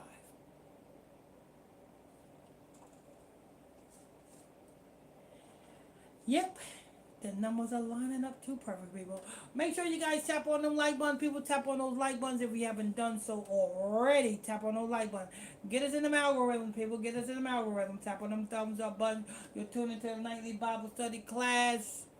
Tonight's class title is Remember the Days of Old. Remember the days of old. Because you can't possibly know where you're going, or who you are, or where you came from if you don't know where you came from. That's what we're going into this evening, people. That's what we're going into this evening. Make sure you guys hit that subscribe button over there on YouTube. Hit that subscribe button if you haven't hit it yet. Hit it. Tap on them like buttons, people. Get us in the algorithm, people. Tap on them like buttons. Get us in the algorithms. People on Facebook, hit that follow button. Turn on your notification bells. Tap on them follow buttons. Turn on your notification bells. If you want to call in, the telephone number is right there in the title of the broadcast over there on Facebook. That telephone number is 978 890 8900. That's 978 890 8900. And the access code is 365310 pound. Alright, I think I'm gonna wrap that up for that. We got that out the way, people. Got Brother Jefferson on the line.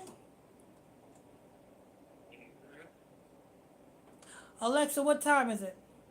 It's 7:21 p.m. Oh, it's almost about that time. Time flies when you're running your mouth. Ain't that something? Time flies.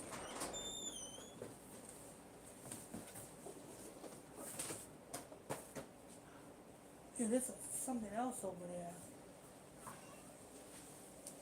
I don't know what that was. I thought that was it. That must be yours. It is? Oh, I don't know what it is. Yeah, I don't know. Oh, that's probably, I know what that probably is. Okay.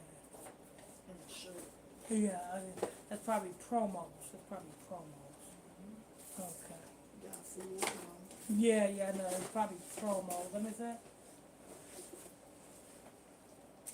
Yeah, probably promos. Yeah.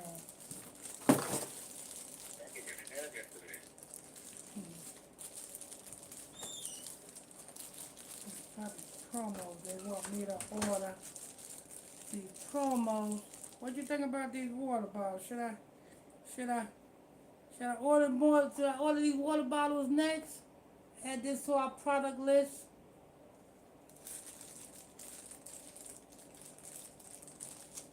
Yeah, I might order these water bottles next. Put the Illuminati radio on the front with the logo.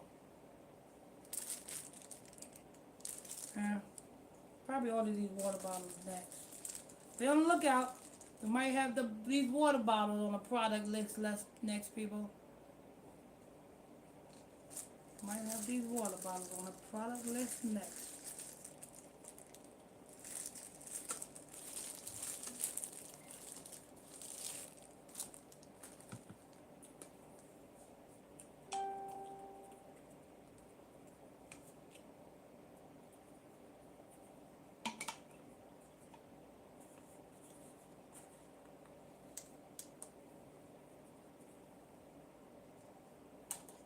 Yeah.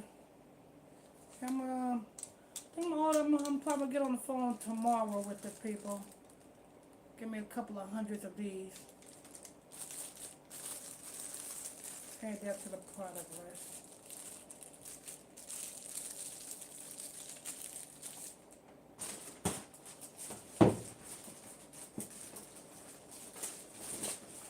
All right. Let's see what we got. Make sure you guys tap on them like buttons, people. Tap on those like buttons. Get us in them algorithms. Get us in those algorithms. Let's see what we got.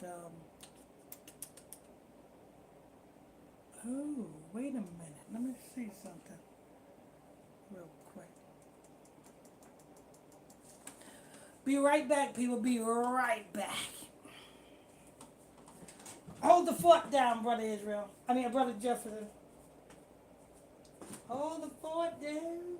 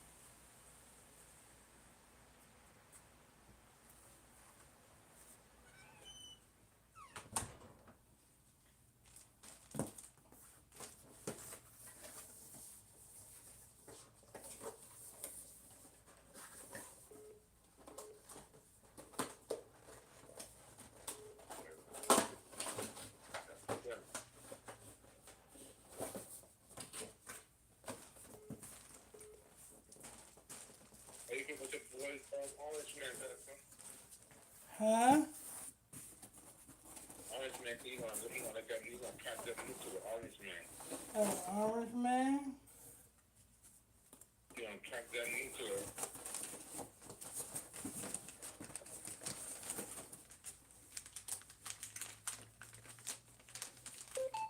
Renato Page.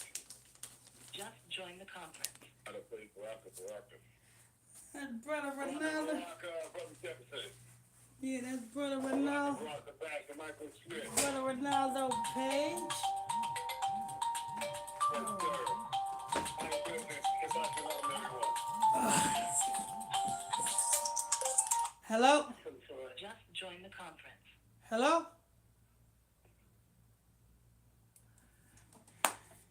Shabbat shalom, Sister Kim Floyd. Oh, these are the promos. Good evening. All the promos they done gave me. Oh, keychain. Keychain. What else we got? Pen. Another pen. Perfect. Another keychain.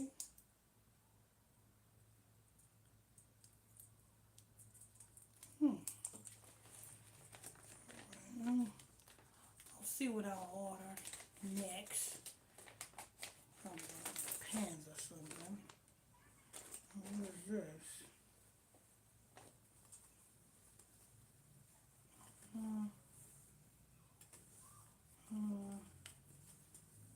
Be a tote bag.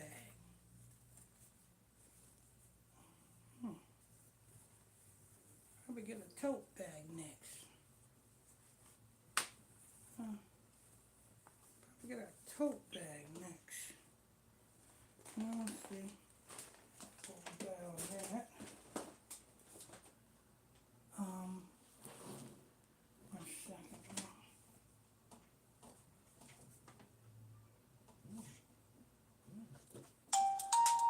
Hello? Who's this? What you want?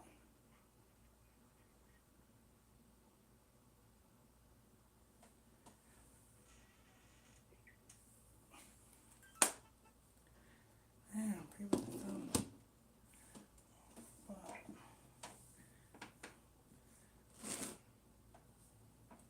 Sister Kim Joy Perry, good evening. Good evening, Pat. All right, Brother Ronaldo Page.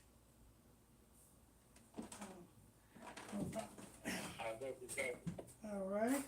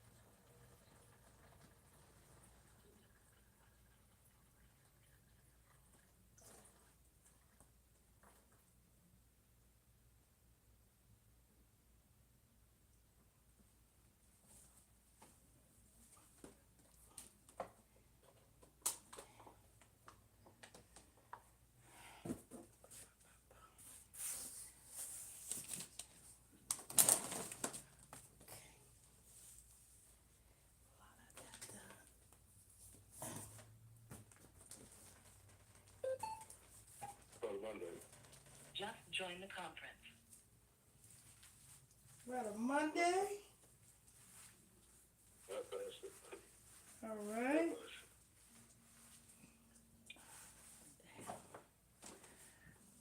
All right, Brother Jeff. All right. Let's see. Brother Bernardo. Good evening. Good evening. Good evening. Charlotte. Just join the conference. All right. Sister All Charlotte. right, blessings, Sister Charlotte. Hi. Good evening.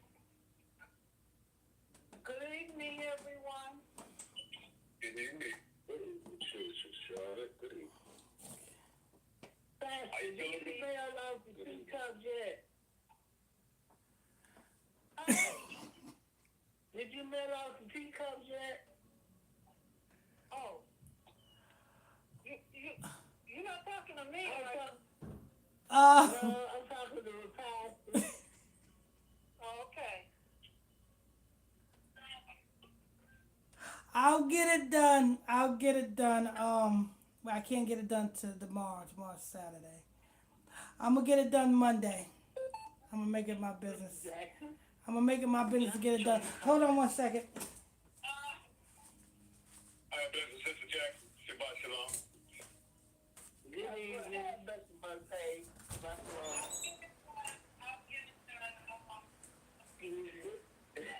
And then he's doing 100 things. My baby running a million miles an hour. He's doing like 1,000 things. He keep forgetting to sit out the teacup. Funny.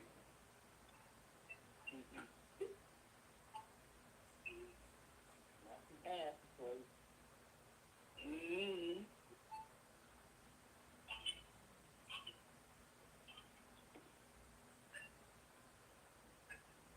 Stay 24/7. I like to see him on YouTube. We got a lot of keychains and tote bags, brand new stuff. I'm trying to get the teacup.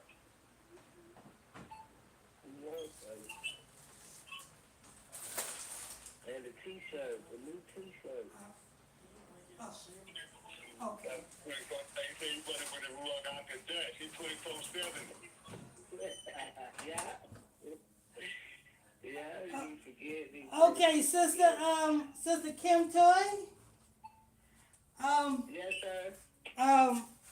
For the weight, I'm going to open. I gotta reopen back up your package. I'm gonna repackage it, and I'm gonna put something extra in there for you. Okay. Thank you. For the weight, yeah. Yes, sir. Thank you.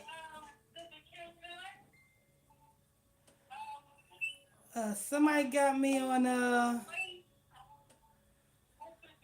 Sister Charlotte, that you? Yes, I'm on here. All right. Sister Jackson in here? Present. Okay, all right. Let's see what we got here. All right. So I guess we start with Sister Charlotte. Sister Charlotte, good morning, Sister Charlotte. Huh? Come here. Okay. Oh, Sister Control there. Okay. Good evening. Here, Brother Jeff. Oh, okay. Sister Control here also? Hey, Brother Jeff. Yes, sir. I'm here. Good evening, ladies. Good evening. Good evening, Brother Jeff. How you bless you? Appreciate you. God bless you too. Yes, Sister Kim Toy, I'm definitely gonna get it out on Monday. I gotta repackage it because I gotta put something else in the box. So I gotta open it back up and repackage it. So just be on the lookout for something, a special gift up in there. Thank you. All right. Yeah, cause they done sent me some new. They done sent me some promos. They want me to order some more stuff. I don't know what I'm gonna get. They got the little tote bags here. I don't know if I don't know. Yeah, of I'll probably get the probably get a Nice. I'll probably get a couple of hundred of those tote bags. And I don't know what this is. When we get no Bible cover. Huh? But the company don't Bible have. cover. Yeah, the company don't have stuff like that.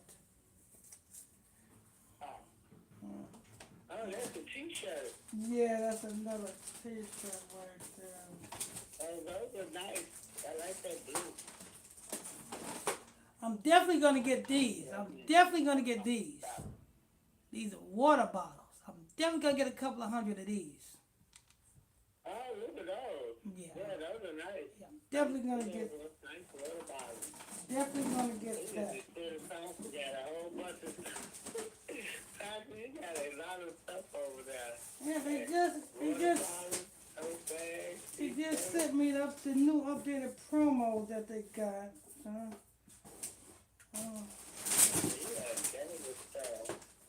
I'm gonna order a bunch of those.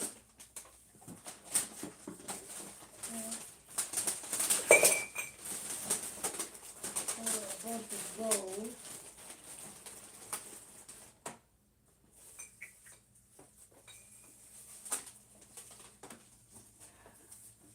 And a couple of I'm gonna get some keychains too.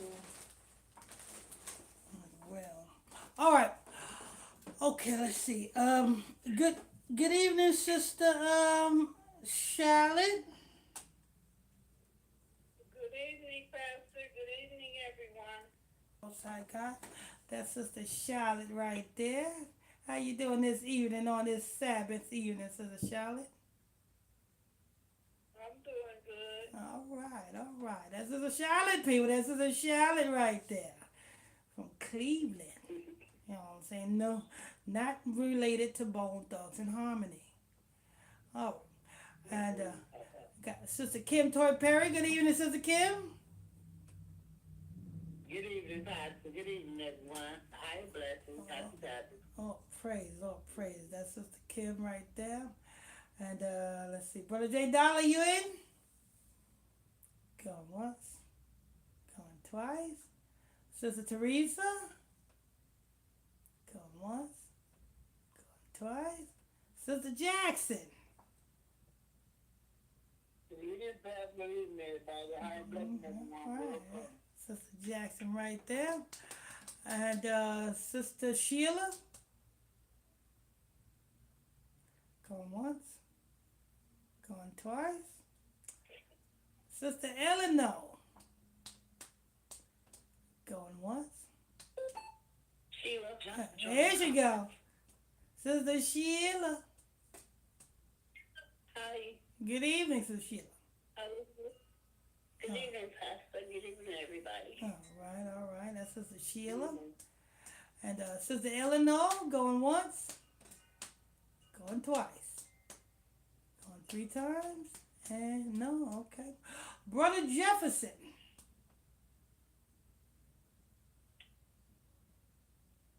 That Benjamite from St. Vincent. Not St. Vincent, the Virgin Islands, but Oh. that's St. Vincent bloodline. Well, okay, you I said got that. St. Vincent bloodline. My grandmother and my grandfather are St. Vincent. Okay.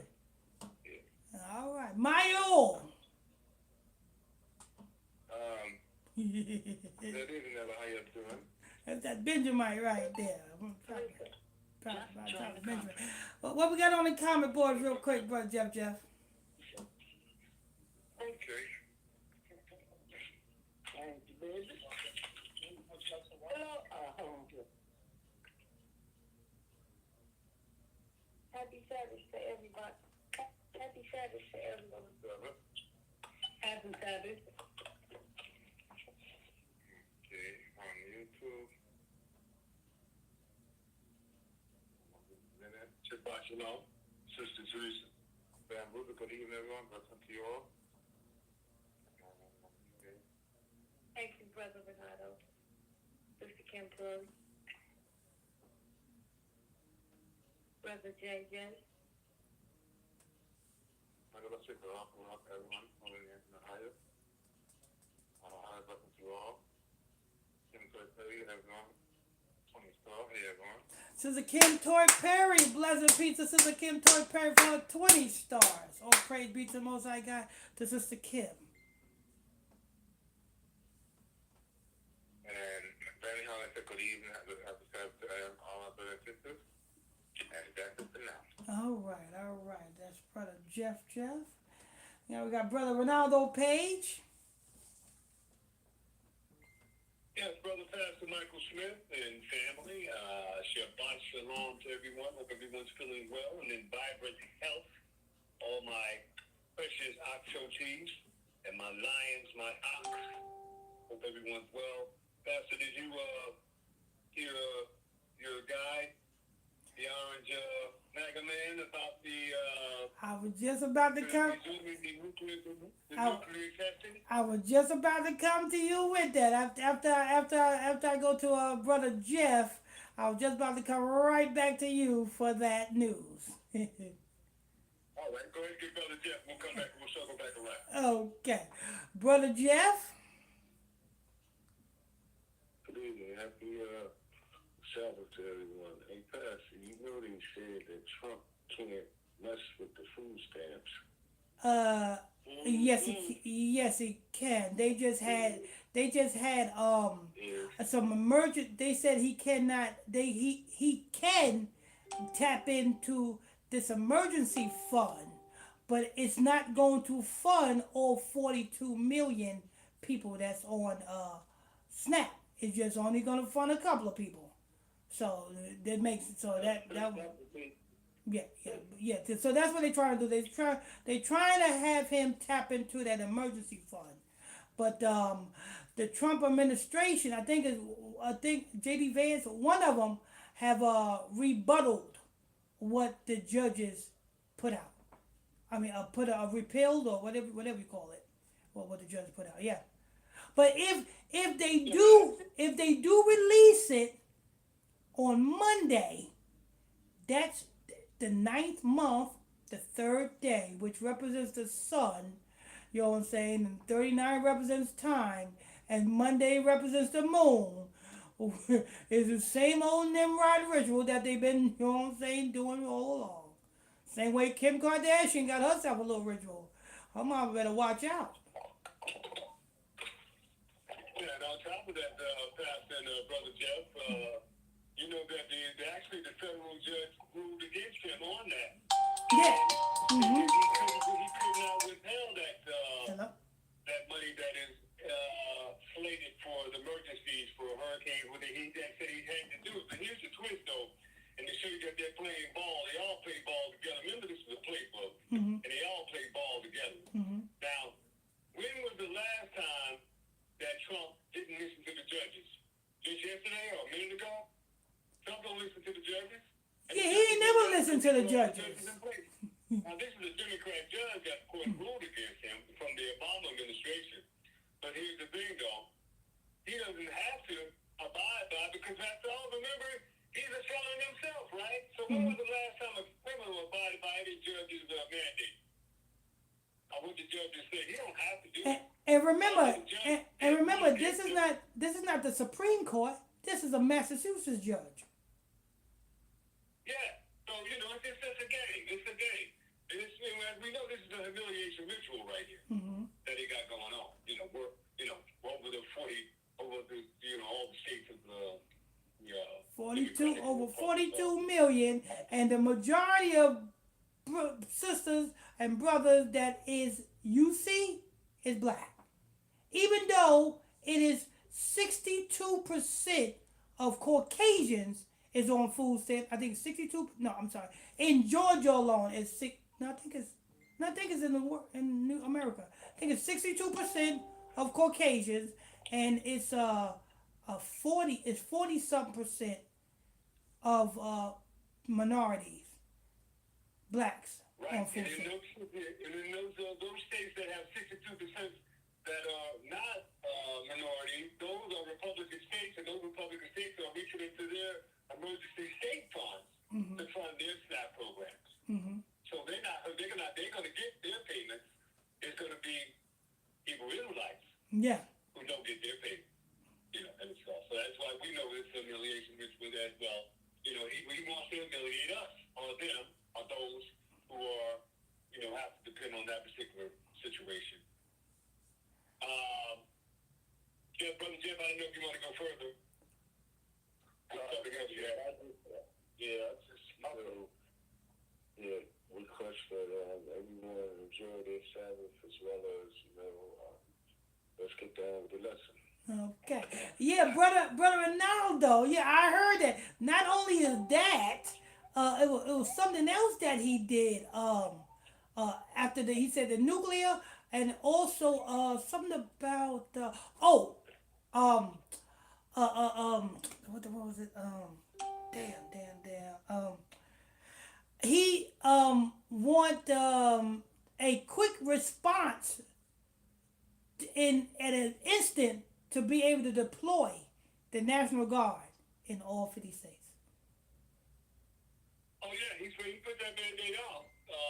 As far as that's concerned, they're not reporting it on the news, but they have fatalities in a lot of these major cities already by a lot. And on top of that, do you know that to make matters worse, the ICE paramilitary soldiers are wearing Halloween masks. Wow. For the ritual day of Halloween. They're wearing Halloween masks as opposed to those regular masks they were wearing, ski masks. Yeah. They're wearing Halloween masks just like in the Purge movie, as we spoke about a couple of days ago. Yeah, they're wearing Halloween masks just to create more terror and more anxiety in people. Mm-hmm. And on the other tip, Trump said that he wants to institute nuclear testing. Now, what Putin did, they didn't do a nuclear test. No country has done a nuclear test since 1990. North Korea was the first country that did a nuclear test in 2023. But that was the last one that was done, and they did that under the cuff. They just wanted to let them know that they had a nuclear bomb, so whoever was coming in after Bush was messing with them. But no other country has done that. He's doing that because Russia showed those new weapons that they have that cannot be detected, nor can be stopped. And they didn't test any weapons. So now Russia has said, look, this is going to be a bad move to escalate things across the board.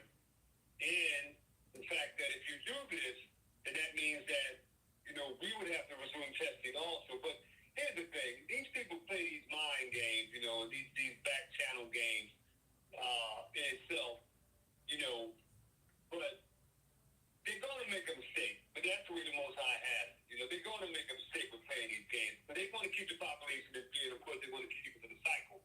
A 24-hour cycle, never knowing what's going to happen next, and confused in itself. But it will take, because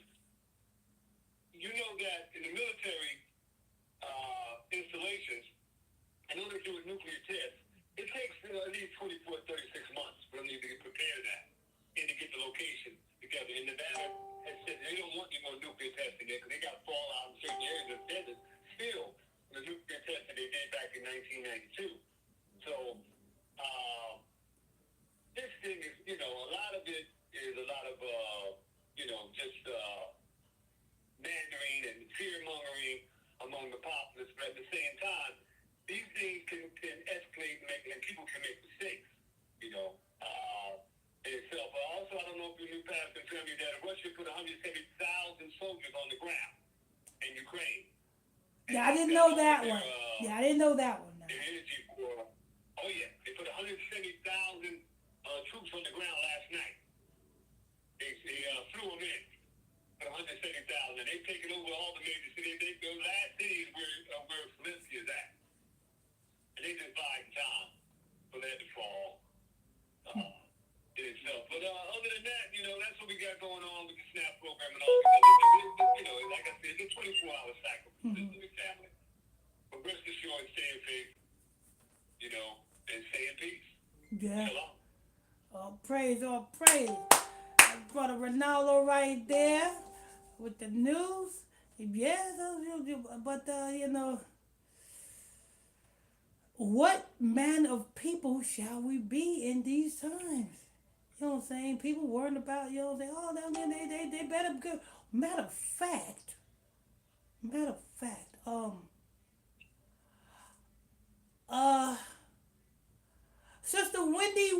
Wilson. I don't know if this woman is related to you or not. Sister Jackson, pull this article up. Uh, Massapequa woman. Massapequa, that's Massapequa.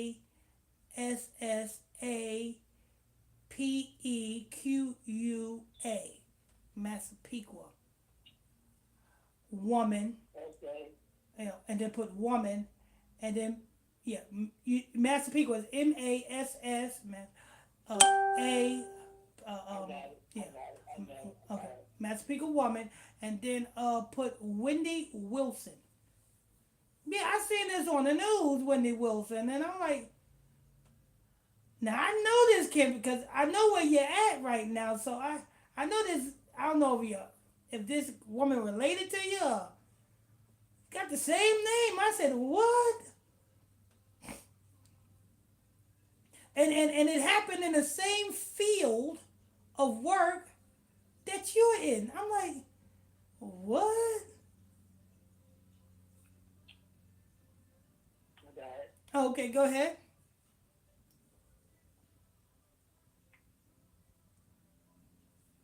Okay.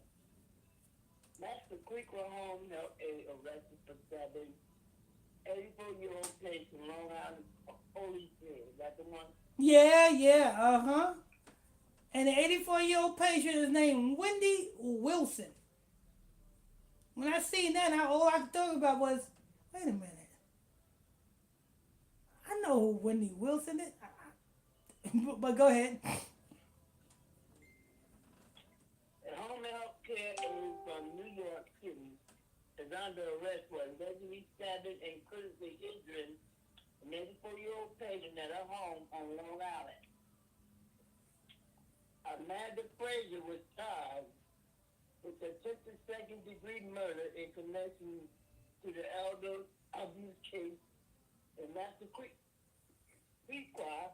Nassau County Police said Thursday. A confirmed 23-year-old suspect from Queens was out of age at home.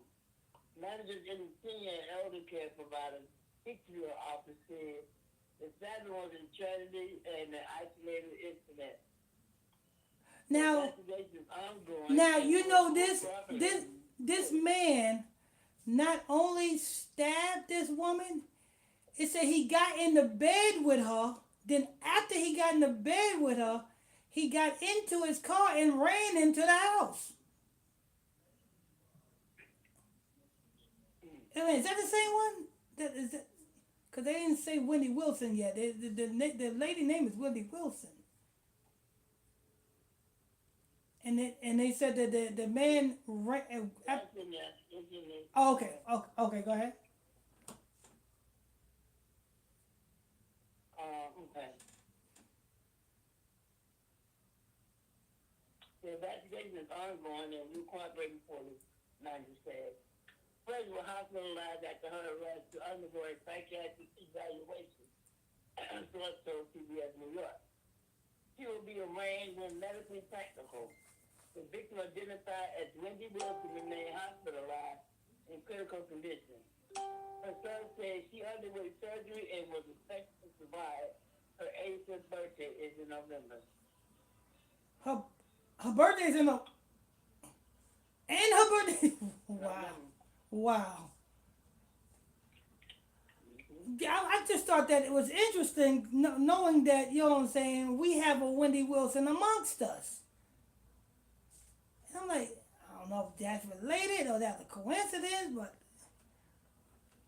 because that's a rare name, to, you know what I'm saying, Wendy Wilson, that's like a rare name. But there's another incident that happened down in Georgia. Look this article up.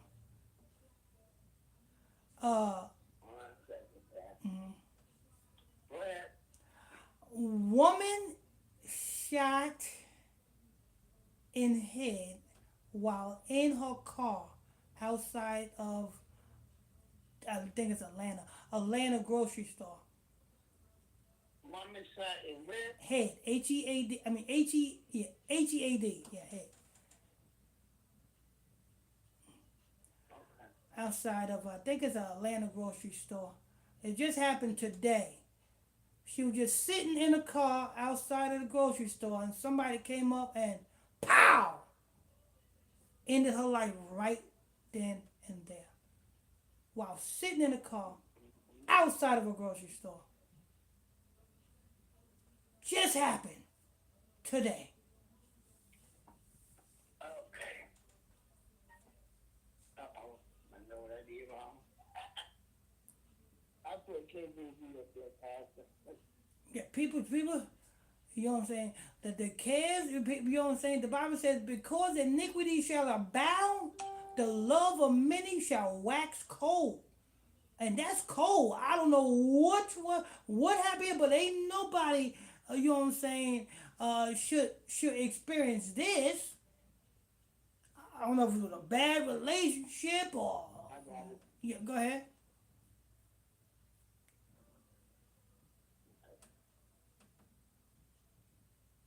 Woman shot to death inside car in Northwest Atlanta neighborhood, police said. Okay.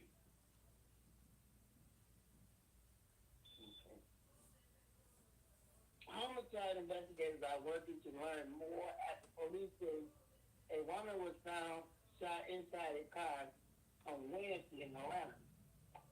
The incident happened on Central Street in Northwest Atlanta just before 9 a.m., according to the Atlanta Police Department. When officers arrived, they Is this the one outside of? found the woman with It's one that was outside of a grocery store. That just happened today. She was in the parking lot outside of a grocery store. I think it was a Kroger or I don't. Yeah, that was headline news all today, and it was still developing. So another one happened Wednesday. I think it was on WSB. You probably can look it up on WSB TV news at WSB TV. It should be the headline.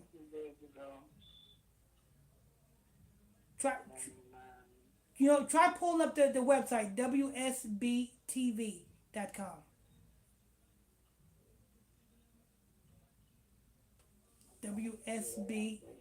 WSBTV.com.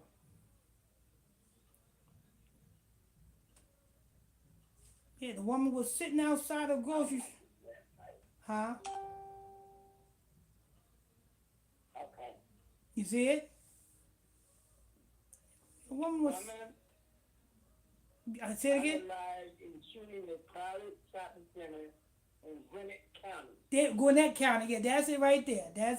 Gwinnett County. I just seen a homicide Friday. Gwinnett County police said it happened on the 1600 block of Pleasant Hill Road.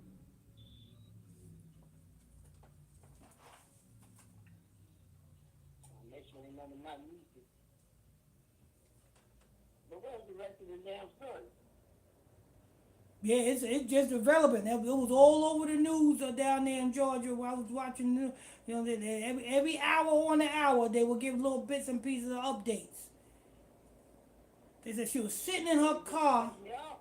Yeah, they said she was sitting in her car outside the grocery store. I guess she was probably waiting for somebody or something, and somebody just walks up to her and pow! Ends her life right there on the spot. The rest of it is it's in the video. Yeah, because it's still developing. It just happened. Right, because that's all they have. Yeah. That's all they have. Yeah, it's still developing. And I didn't know there was another one just Wednesday. It was another one, what Sister Jackson was reading, another one where a woman got shot while sitting in her car just Wednesday.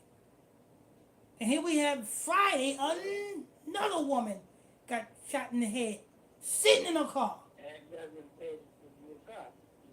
No, it's not that. It's just, you know what I'm saying? It pays to stay prayed up and get into this truth.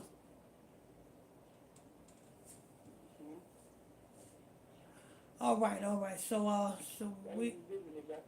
Okay. Yeah, that was yeah. It's still developing. It's still developing. All right. So what we're gonna go ahead and pray. Yeah, we're gonna go ahead and pray in, and we're gonna go ahead and get started. Class. Our Father, Our Father, which art in heaven, which art in heaven, hallowed be thy name. hallowed be thy name. Thy kingdom come. Thy kingdom come. Thy will be done. Thy will be done On earth on earth as it is in heaven. as it is in heaven. Give us this day Give us this day our daily bread. our daily bread. Forgive us our trespasses You're going to give us our trespasses as we forgive those that trespass against us. as we forgive those who get those that trespass against us. Lead us not into temptation, Lead us not into temptation, but deliver us from evil. but deliver us from evil. For thine is the kingdom, Thine is the kingdom, the power, and the glory, the power, and the glory, forever and ever. forever and ever. Amen. All right, we're going to start it off with the scripture that Brother Monday requested Wednesday. Sister Jackson, you got that? Oh, I forgot about that. No. I added it to the list. That was the first scripture I gave you. When? Yeah, today. The first one I gave you. Yeah, Oh, yeah, okay. that's the one that. I wrote it down Yeah, on another separate piece of paper. yeah. I gave it to you again. It's in the list. It's in the list. I got it. Calm down. Okay, repeat that, please. Mm-hmm. Chapter 1, verse 11 through 13. Okay, the book of Ecclesiastes is Ecclesiasticus or Ecclesiastes? Estes. No, Estes. Okay. So this is in the Bible. So this is Ecclesiastes chapter what? Verse 11 to 13. Chapter what? Chapter 1. Chapter 1, verse 11 through 13. 11 to 13. The book of Ecclesiastes, chapter 1, verse 11 through 13. Go ahead. There is no remembrance of former things, neither shall there be remembrance of things that have to come with those that shall come up. So there is no remember of the former things. That's why you can only say, you sound like I feel like I know you from somewhere, but you just can't know. You feel it, but you just can't know. You remind me of somebody. You think so, but you just don't know. Because there is no remembrance of the former things. Neither, read.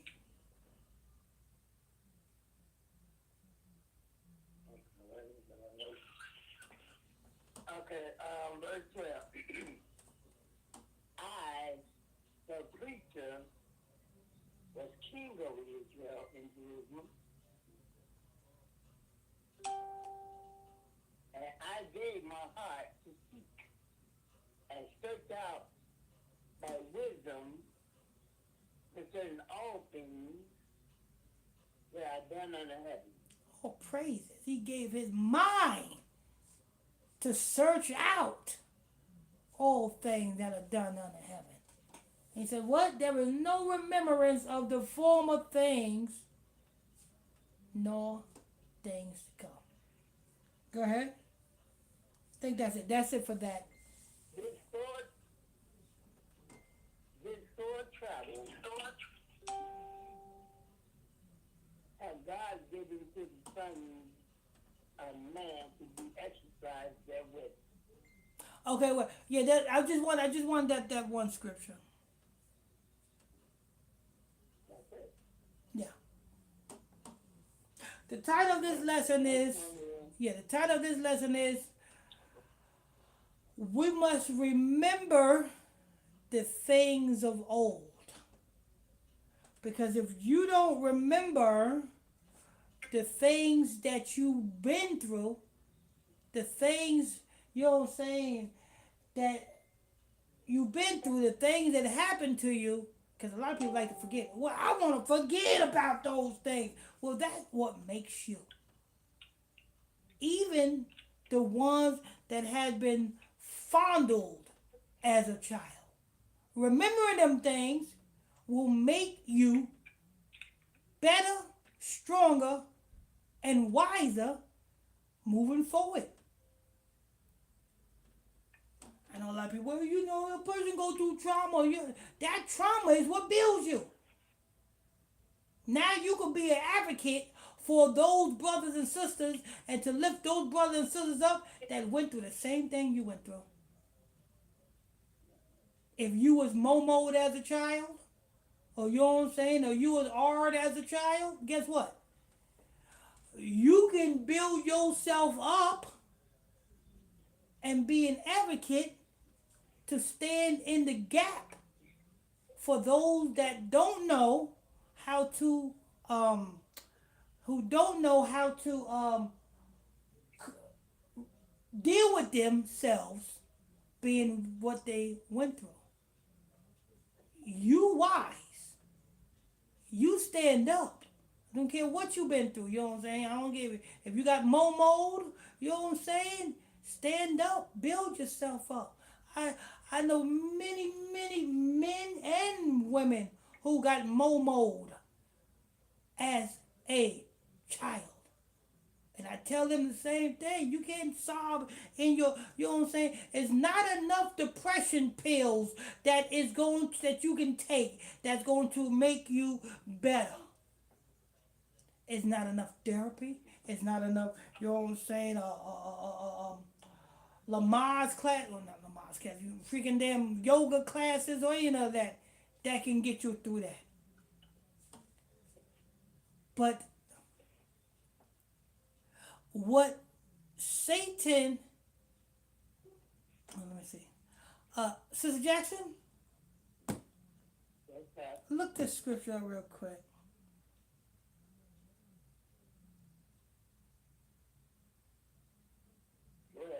What the devil meant for your harm, the Most High turn it around, something like that. Roughly paraphrasing that.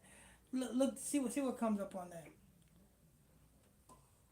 What the devil made for your meant for your harm, the Most High God meant for your good, or something like that. Meant for your good. Just put that and see what comes up.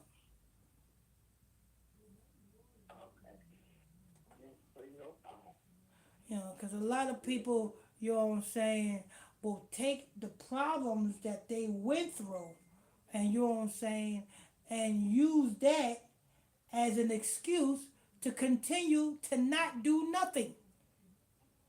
Or continue to, you know what I'm saying, is the reason why they using drugs. Well, you know, I don't know, I can't cope, let me go get me a hit. No. You got to know, you know what I'm saying, that, okay, boom, Satan, you know what I'm saying, got involved to destroy you. You use that issue that you went through, and you turn that around for the good. Amen. Go ahead. We're going into the book of Genesis, Mm-hmm. chapter 15. 50, verse 20. The book of Genesis, chapter 50, verse 20. The book of Genesis, chapter 50, verse 20.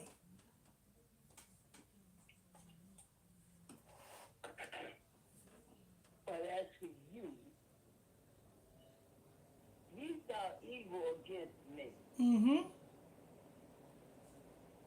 But God meant it unto good. Oh, praises be to the Most High. You know what I'm saying? The devil put crack in our community because they thought evil against us. We turn that around. You know what I'm saying? Because the things that we went through, we can now, you know what I'm saying, show our people that are going through that same situation and give them a door out of that situation. Because what better person to coach a person than that person knowing that that person was in the same situation that that person was in? That person gonna listen to that person. Because that person knows, yo, he was good. He went through the same thing I went through, and look at he's doing better. Let me listen to him. That's what we need. You know what I'm saying? Gang bangers. You know what I'm saying? Drug dealers. You know what I'm saying? Those that was momoed and ard. If you was momoed and ard, if you was, when I say momo, you know what I'm saying. If you was touched, or if you was RAP'd, you don't have to stay in that mindset of a victim. You can become a victor. And as you as a victor, you can coach and guide those that are still in the victim mind state to help them to the door. To show them that, listen, you went through it. You went through it. You came out of it. You don't have to use depression pills. You don't have to, you know what I'm saying, be in this type of mind state. You can come out of that. Doesn't matter what situation you're in. If you don't know where you came from, you can't possibly know where you're going. You'll see, you have therapists, right? Therapists will say, well, you know, you got to forget about that. Shit me. Forgetting about it, all that's going to do, you may think you forgot about it. It ain't went nowhere. Nothing ain't went nowhere. That's why you know you can rewind your mind back and you know the first piece of gum you ever chewed at the age of 5. You didn't forget, you knew. You know, yeah, I remember I went to the bodega and I got that Bazooka Joe. You know what I'm saying? Because I got the 5-cent Bazooka Joe. I opened up the package, put the gum in my mouth, and I read the comics that was inside, wrapped around the gum. That was me too, brother. Yeah. You don't forget things. And stop trying to formulate your mind to forget about your problems. You don't forget about your problems, you handle them damn things. That's how you conquer things. You handle your problem. For acting like you forget, because remember I say acting like you forgot about your problem, because that's what you're doing. You're trying to trick your mind into thinking that you forgot. I don't want to talk about it. I don't want to talk about it. And then every time somebody says something about it, you get mad. That's your therapy. That's your therapy. Is dealing with your problems. That's your therapy. Let's get this. Sister Jackson, pull this article. Pull this scripture. Look up the scripture. A thorn in thy side. A thorn in thy side. Because Paul had problems. Paul could not get rid of his problems. No matter how much he tried to fix his mind, I can't forget about this problem. It's still hurting me on the side. It's coming at me. You don't damn forget about your problems. You deal with your problems. That's why they always gonna come up. That's why they always gonna come up. That's why I always, you know what I'm saying? That's why I got testimony after testimony after testimony. I don't hesitate to tell them. Because I can't get rid of what I've done. But what I can do is use that, you know what I'm saying, as an example to, you know what I'm saying, to impart on others to let them know that, listen, I've been there. If I can come out of that, you can come out of that. If I can stop doing that, you can stop doing that. Same way I was telling you, I used to smoke damn near 3 packs of cigarettes a day. I'm talking about them long 100 jammies. You know what I'm saying? Get the pack of Newport, you know what I'm saying, from the bodega. I couldn't even walk out the bodega comfortable. Soon as I get the Newport from the counter, I'm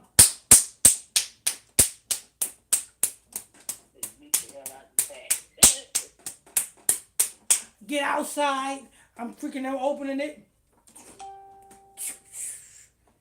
Yeah, what's up, yo? And I try to act cool with it. Got the damn cigarette in between the 2 fingers like this. You know what I'm saying? Like I'm the coolest thing on the block. Yeah, little do I know, I was hurting myself all along.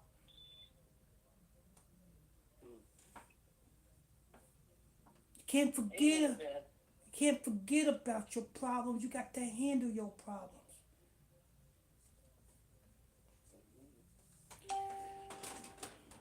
Let's see. Paul had to handle his problems. He couldn't forget about it. He even went to the Lord. Lord, I can't get rid of this problem. Lord, can you take this problem away from me? That's our problem today. Our problem is we trying to forget about things. You can't forget about it. It's going to always be there. What you can do is handle it. That's what you can do. Handle that problem. You know what I'm saying? That's the only way that you're going to get rid of a problem, is you handle it. Because now your problem is not a problem to you. Now you are a problem to your problem. Because now you done reverse that problem to make it as therapy for you, healing for you. Not only healing for you, but healing for others who you tell your testimony to. You may not think that you're doing something by telling your testimony, but somebody who has gone through the same thing that you went through, that makes that person feel a certain type of way. You may not think that you planted anything, but you planted something. And when that person is alone, what you said is going to ring all through that person's ears and mind. Go ahead.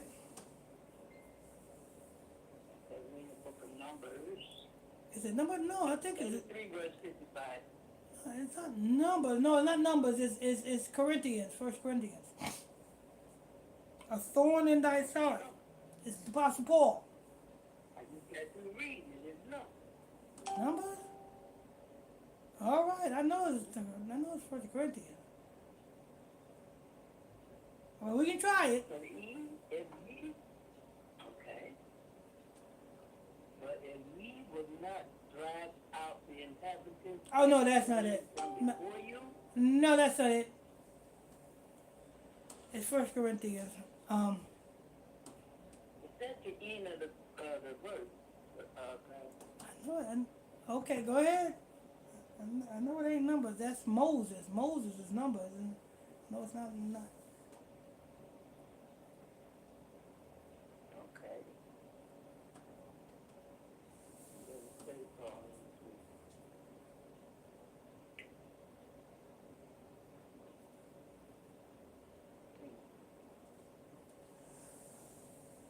Just look this up.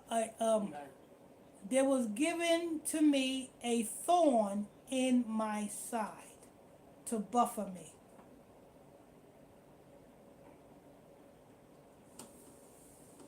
There was given to me a thorn, THORN, in my side.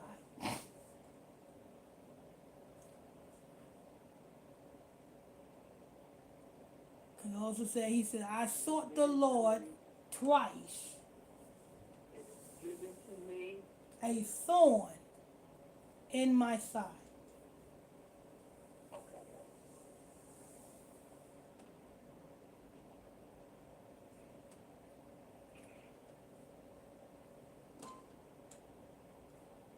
Second Corinthians. Mm-hmm.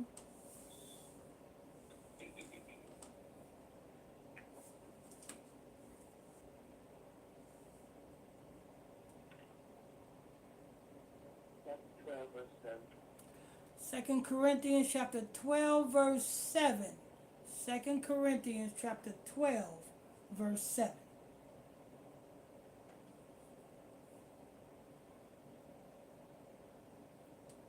Okay.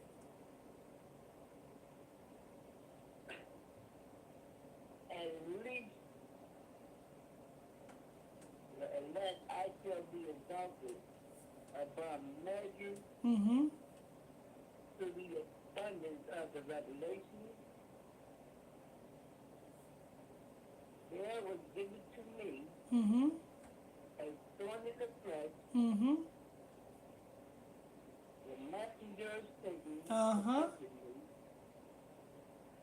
that I should be exalted above measure. I'm you know what I'm saying? Stop trying to, you know what I'm saying? Stop trying to forget about your problems. You know what I'm saying? Use your problems to educate. Use your problems to encourage.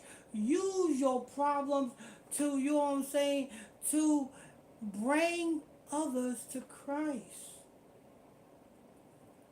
You know what I'm saying? Because that and at the same time you are using your problems as your ministry, you are helping the brother or sister that you are using your problems for your ministry for. Just like that.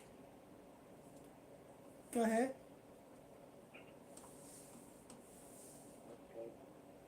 See, the Apostle Paul, you know what I'm saying? He had a problem. He tried to get rid of it. He said, I sought the Lord twice to get rid of this problem. He tried to forget about it, but it kept popping up. What do our people do to try to get rid of that problem? Here comes the Garcia and Vega. They go right to the bodega, get themselves a wrap. You know what I'm saying? Cut the guts out the middle. You know what I'm saying? And fill it up. Or they may, you know what I'm saying, get a nice heroin bag. Or, you know what I'm saying? I was looking at this. I was looking at this 27-year-old girl. She's Judite mixed with white on YouTube. She's from Philadelphia. I think Furrington something, Philadelphia. And she's a recovering. She goes to the train, the SEPTA station every morning to feed, because she goes to the she goes to the store, and she, like yesterday, she went to the Dunkin' Donuts and got a bunch of donuts and a big thing of coffee and hot chocolate. And she took that. She's doing it by herself, and she went down to the SEPTA station, and she was feeding the brothers and sisters hanging out there at the SEPTA station. She's 27. She said the reason why I do this because she says it's like therapy for me because she said she was once out there in them streets and she only 27 years old. She said she was out there like that and she said she's 5 years clean. And she she said she said she do this because she knows how it is and she was once like that. She don't and she don't ask for money or nothing like that. She take money out of her own pocket and do this. And when she said the drug that she was on, I don't understand how can somebody get hooked on something that will just unalive you like that. What was it? Fentanyl. Oh, Lord Jesus. How can a person do straight up fentanyl? I mean, you can't even touch that stuff without it unaliving you. She's probably taking it for pain or something. And she's 27. She said she been on this ever since she was a teen. She said she was, you know what I'm saying, running up. She said so she said her boyfriend, her baby father, you know what I'm saying, who used to whoop her butt up and down that same street where that SEPTA station is at. She said she used to be out there and she used to get her butt whooped every day for nothing. And she said she overcame that and she said she's 5 years clean and that's what she do. You know what I'm saying? And she said that's therapy for her. You know what I'm saying? So she ain't forgetting her. She ain't trying to forget. She's using what she's been through as therapy, as something good. Her ministry is what? She goes down there and she, out of her own money. And she's a little short, little light skinned something. And you see all these drug addicts crowding her. And she said, back up. I'm you know what I'm saying? I just get out of my space. I'm just, you know what I'm saying, coming down here to feed y'all. But yeah, she, you know what I'm saying? That when I seen that, I said that for somebody to be so young and turn themselves around like that, if she can do that, surely even you YNs can change your way. And she doing this with 2 kids. Before she go out, she put her kids on the bus and then she go. I seen that. I said, now that right there,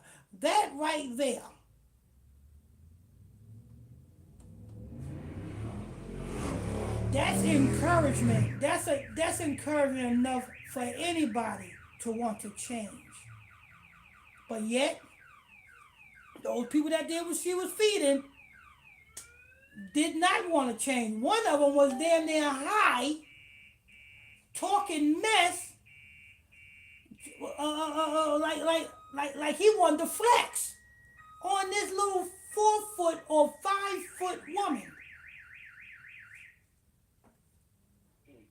She said, jump if you want. I got something in my pocket that'll make you jump back. Okay. But yeah, yeah, and when I seen that, she ain't nothing but a little 5 something, you know what I'm saying? But yet but she been in them streets, so she know the lingo.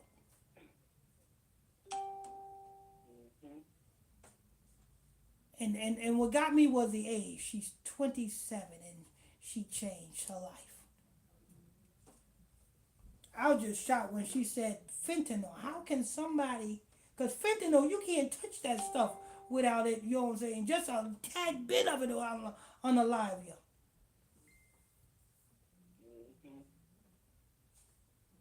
But yeah, that's what's going on now. That's a trend now, Pastor.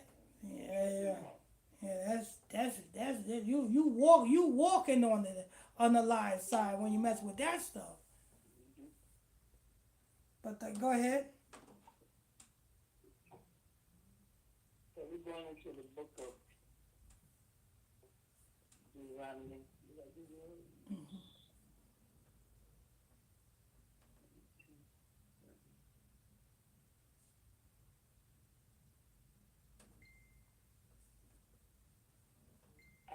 Deuteronomy chapter 32, verse 7.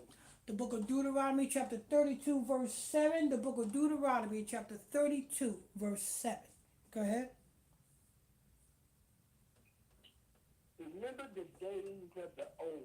Remember the days of the old. Remember. You know what I'm saying? Remember what happened to our forefathers on them plantation. Remember that we was, you know what I'm saying, getting beat just for trying to read. We got caught reading. We was beat or unalived. This is something to remember because now in so-called 2025, you know what I'm saying, they don't mind if you read because they got your mind. They got your mind in following Thanksgiving. They got your mind in dancing on TikTok. They got your mind in all the foolish stuff. So they don't mind if you read now because they know the majority of you is not going to read the right thing. They know the majority of you going to read what Nicki Minaj posted last night. They don't mind you reading, but then they damn sure didn't want you to read back then. Because can you imagine if our brothers and sisters was filled with the Holy Ghost and came back to the Lord Sandra Commandments? It would have definitely been a slave plantation revolt. Like no other. Can you imagine if them brothers and sisters was on one accord? It would have definitely been a revolt. You know what I'm saying? You got one white slave master and all these niggas on the field, and none of them ain't did nothing. Because they lack understanding. But if they knew who they was, all they had to do was unite. That's why they brought Martin Luther King. Nowhere in the Bible does it tell us to integrate and hold whitey hand. Nowhere in the Bible does it say that. As a matter of fact, it tells us to gather ourselves together, not to integrate.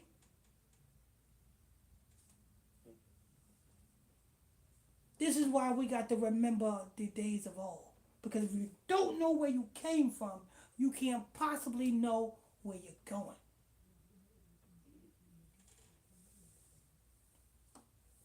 You know what I'm saying? If you came from, you know what I'm saying, dealing drugs on the block, and now you no longer deal drugs on the block, you know where you came from. You know what you've done. Now you can use that as leverage to wake up the children of Israel. Because they was on a block with you. And you the one that changed. So when you go to them and tell them that's not the way, they will listen to you. Why? Because they know you used to be on the block amongst them doing the same thing. You women that's in the stripper club, and you come out of that strip club, you can go to those strippers and tell those strippers that's not the way. And they'll listen to you. Why? Because you was amongst them in the stripper club. So forth and so forth. Whatever walks of life you came out of, you can be the spokesperson for that walk of life to get people out of that walk of life. You got to remember where you came from so that you can bring people out of where you came from.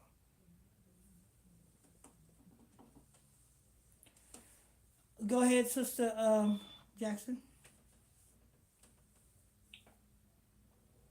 Consider the years of many generations. Uh-huh. Ask thy father and he will show thee Ask your the Father, elders.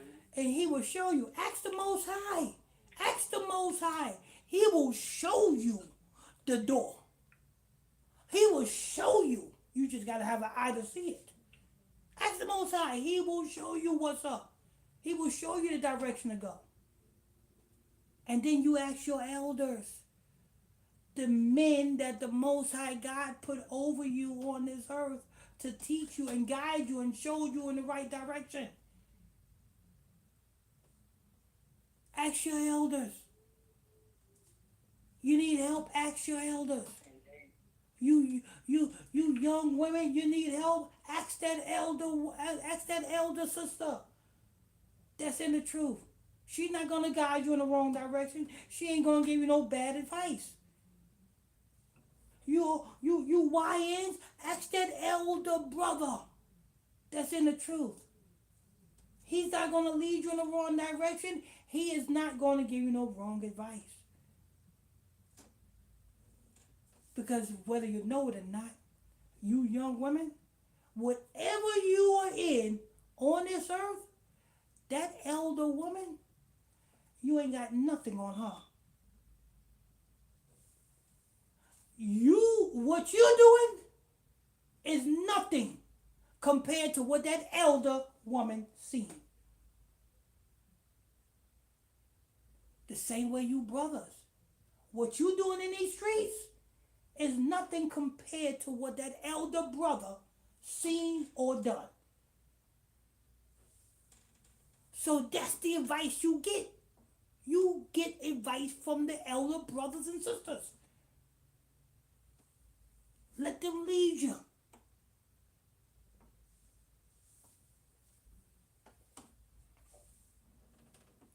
That 27-year-old girl, she was in a car after she got finished feeding those brothers and sisters over there at that septic station. She was in a car. She was talking for a minute. She was saying, she said, yeah, I'm. No. She said, come January, she will be 5 years clean. So she's like 4 and some change now.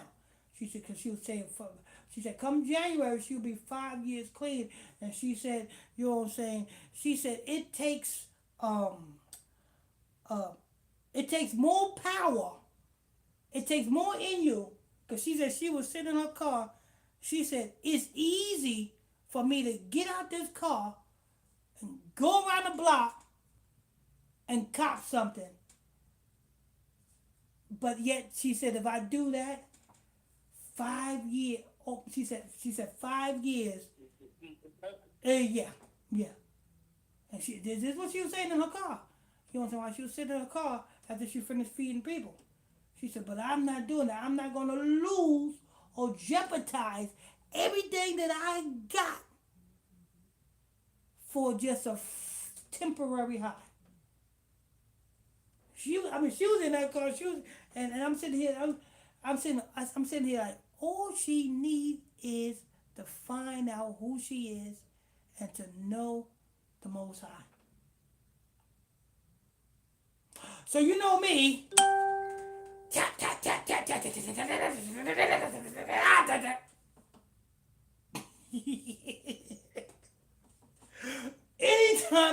Anytime there's a chance for me, you know what I'm saying, to let somebody know about the Most High, because she's out of her problems. Now she needs to know the Most High, because she's a Judite.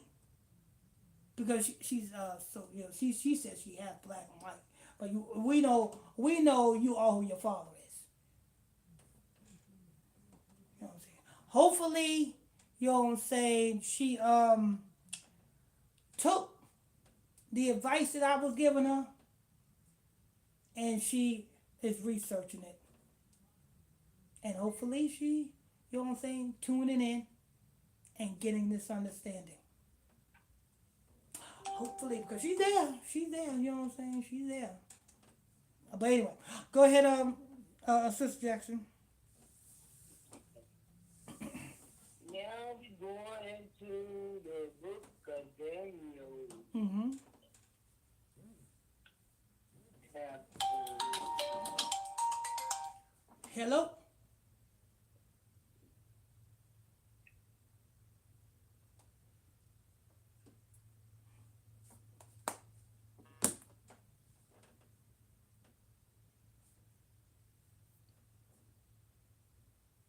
The book of Daniels. Matthew Yeah, the book of Daniels. Go ahead. chapter 7, verse 9. The book of Daniel, chapter 7, verse 9. The book of Daniel, chapter 7, verse 9.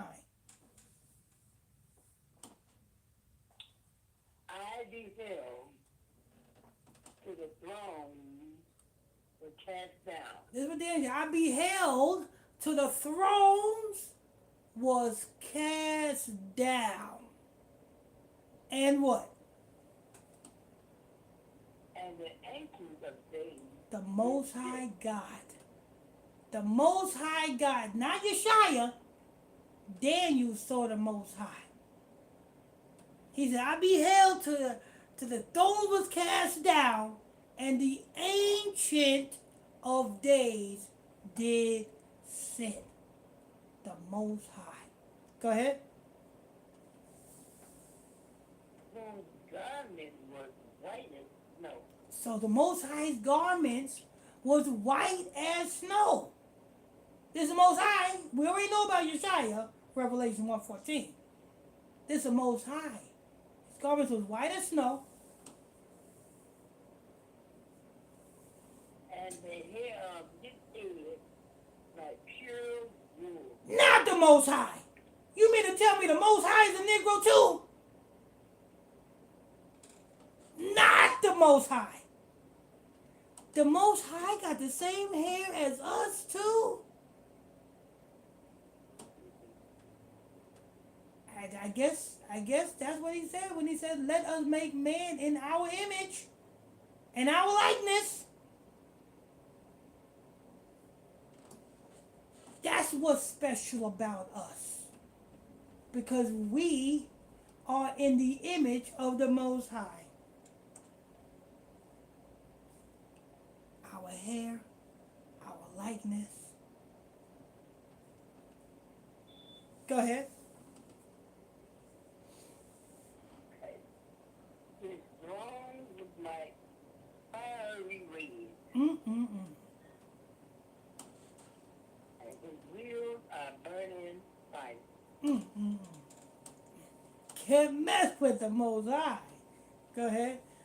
So anybody who say, oh, nobody's seen the Most High, Daniel did. Daniel did. We know Moses seen his hind parts, as it says in the scripture. But Daniel seen the Most High. Daniel seen his front parts. So anybody who say, oh, nobody's seen the Most High, stop lying. Stop lying. The reason why you say nobody's seen the Most High, because you don't want the Most High to look like every black man, every Israelite man on this earth. You want the Most High God to look like that damn white man with the beard and, you know what I'm saying, that's singing down, that be depicted in these cartoons.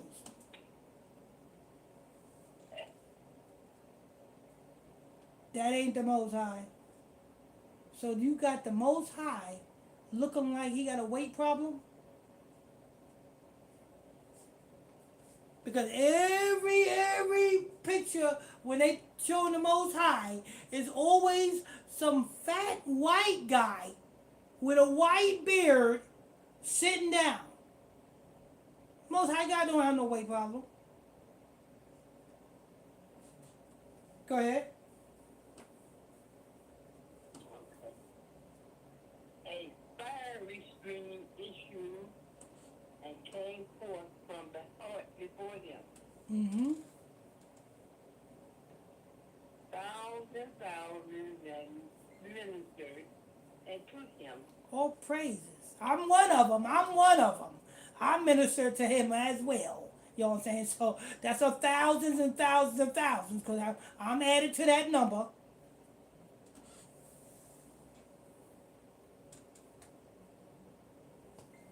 And 10,000 times stood before him. Oh, praise. And the judgment was set, and the books were opened. And the judgment was set, and the books was open. That's why whatever you're doing on this earth, you know what I'm saying, as soon as you get this truth, stop doing any wickedness that you're doing, because them angels that are assigned to you as long as you're on this earth, you got angels right there. They're not saying nothing, they're just writing down. They taking notes. You know what I'm saying? Oh, what he doing now? He doing that? Oh no, I gotta write that one down. You know, what? He doing that? Oh, write that one down. That's why, you know what I'm saying, you don't want to go before the Most High God, you know what I'm saying, and that report, you know what I'm saying, that them angels is about to fax or email to the Most High is just as thick as them phone books that we used to get years ago. You know what I'm saying? You don't want that. You want a good report.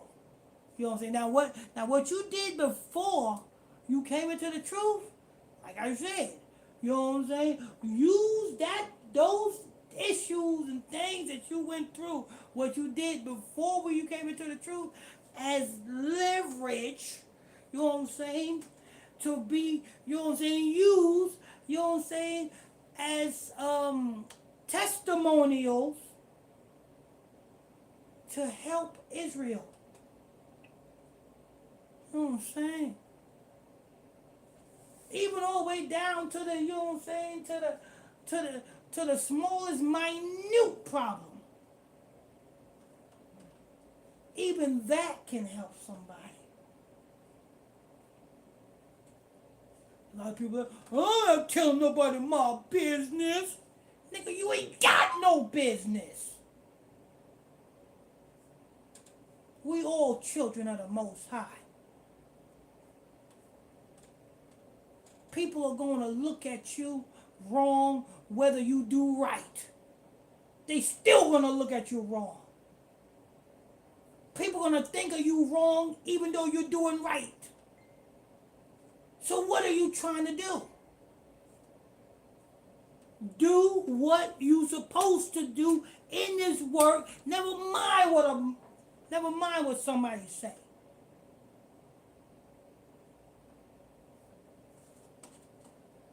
Speak, and keep it moving.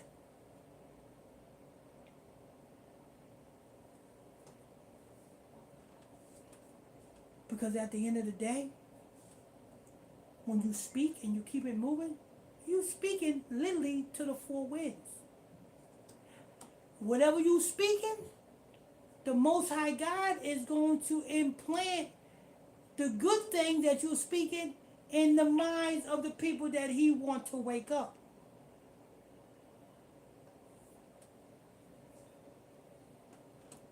So remember the days and things of old. You know what I'm saying? It's your testimony. Okay, your great grandmamas and grandpapas is, nobody can tell you about life on a plantation better than the people that was actually on the plantation. Nobody can tell you life in a strip club better than the women that's actually in the strip club. Nobody can tell you about the trap house better than the people that was actually in the trap house. You are a walking testimony because you got eyewitness events that is told authentically. You ain't making nothing up. That's why what you say flow off your tongue so fluently, because it's in you, because you went through it. You don't have to make nothing up. You ain't got to sugarcoat nothing. You don't have to put, you know what I'm saying, sugarcoat on top of that. You don't have to do none of that. Let it flow. Let it flow. Because that is what changed people. Because that's the realness in you. You know what I'm saying? When you speaking to somebody about your testimony, they see the realness in you. Versus somebody who seen something and just relaying what they see. That's not real. That's just storytelling. You want to be testimonial telling.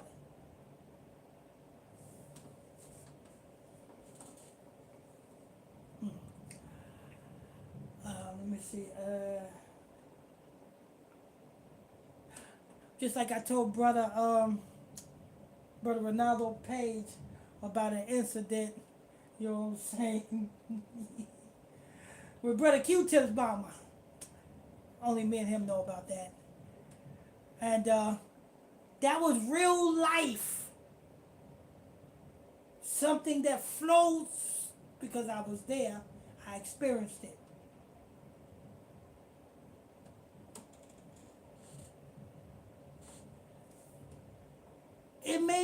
You may not feel it's not going to do nothing, but who the hell are you? The Most High God said his ways are not your ways and his thoughts are not your thoughts. Who in the hell are you to formulate a thought on what is going to work and what's not going to work? Hell, you formulate thoughts in your life all year long. Some of them work temporarily, right? So don't go on your own mind. You don't know what the Most High God has for this person, that person, that person, that person. Just talk. Open your mouth.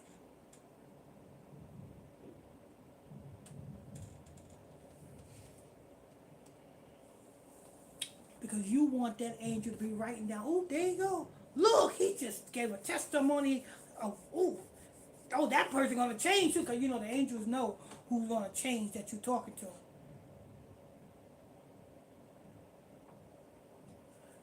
Go ahead. All right, we're going to go on down to verse 25. Yeah, because people want to be a hermit. People want to be hermits. Oh, he's not going to listen to me. Who the hell are you? Speak. Never mind what you think. It's not what you think. It's what you're speaking. Oh, I'm not going to be embarrassed. I feel like a hoe.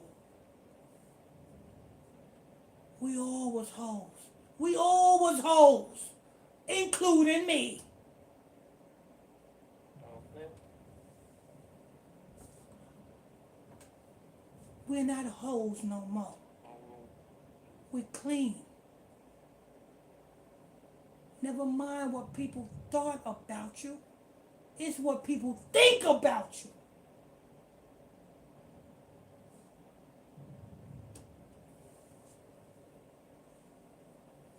Because you know what they think about you.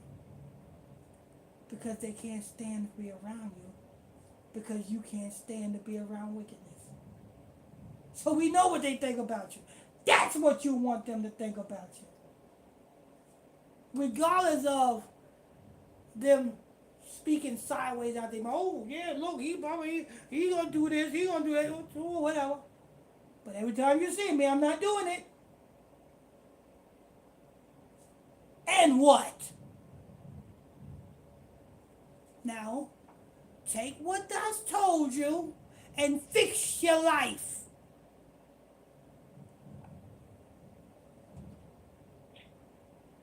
All right, go ahead. Daniel chapter 7, verse 20. Daniel chapter 7, verse 25. And he spoke great words against who? The Most High. Against the Most High. He's going to take a rocket ship and go up. Nimrod spoke great words against the Most High to the point that he got everybody to build a damn tower so that he can be able to fight and unalive the Most High. Picture that happening. Picture that happening. The Lord looked and blew on that tower like, get back down there. Where y'all think y'all going? Next thing you know what I'm saying? The person that's on top of the tower is speaking to the person at the bottom of the tower, telling him to hand me that brick, but speaking in another language. What did he just say? I don't know what you're saying. The guy saying hand them brick. But the Lord sprinkle their languages that they don't know what each other's saying no more. I don't know, I think he called me a name. Yo mama!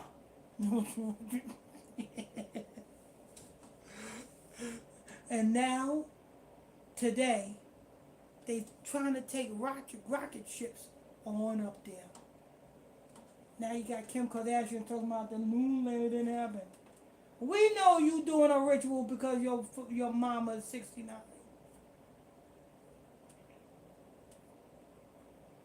Lord. He spoke great words against the Most High. Go ahead.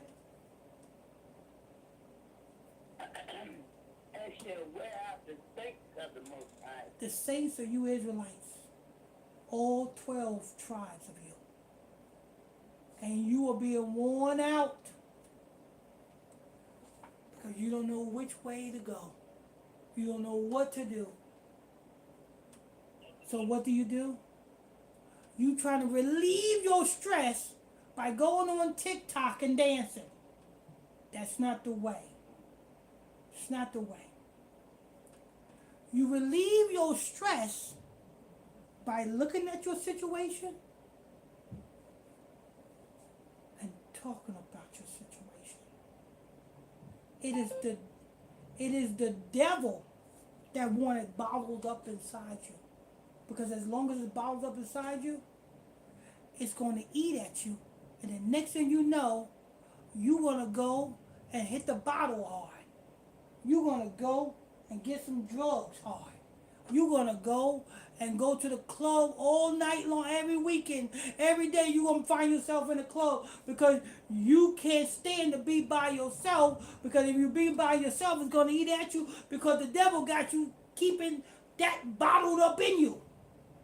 Your body was never meant to bottle up all that garbage inside of you. That's why the scripture said in the book of James, confess thy faults one to another and pray one for another, that ye may be healed.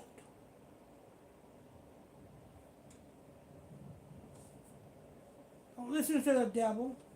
Let it out. Speak.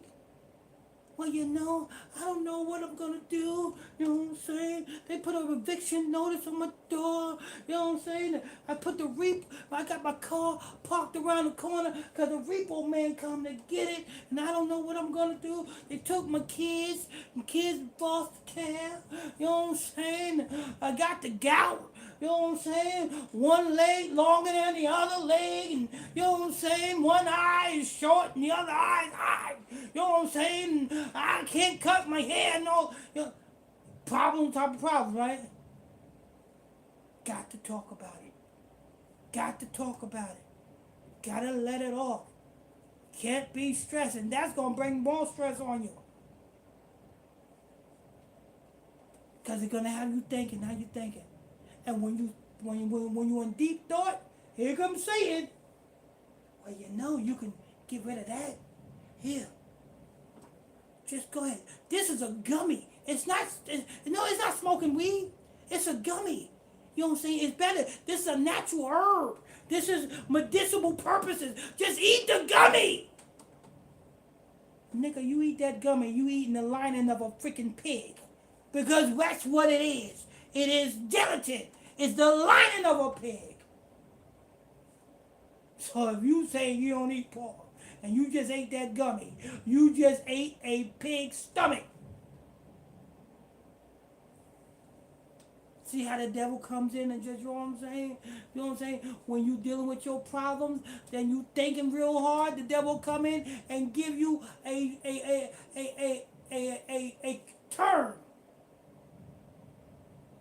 And hey, there you go, and you're off. Now you may think, you know what I'm saying, what the decision you just made helped you. But then you find yourself now having to think some more. Think some more. And you see what the devil is doing, putting more stress on you for you to think even more. Now, no food stamps, because 9 times out of 10, Saturday and Sunday, don't no government agency put food stamps on nobody's card. They give it to you the day before, which is today, Friday. You were supposed to put food stamps. If you got your food stamps on the first, you were supposed to get it today. Being that you didn't get, if you didn't, I don't know if you got it today. If you didn't get it today, now you're stressing. Now you best believe the devil is busy. Because those of you who depend on the food stamps is stressing, thinking what you're going to do, and the devil is going to come and put ideas in your head, and now you're going to find yourself executing them ideas, and it's going to get you into some shit. Same way, you know what I'm saying, during the pandemic, I was in New York at the time, and every time I go down to the bodega, I run into, you know what I'm saying, some little nigglets, you know what I'm saying, from the hood. And they thinking about, oh, yo, you know what I'm saying, let's get this PPP loan. Let's get this PPP money. No. You ain't just going to do that and not be tracked. They still locking up people for the PPP loans.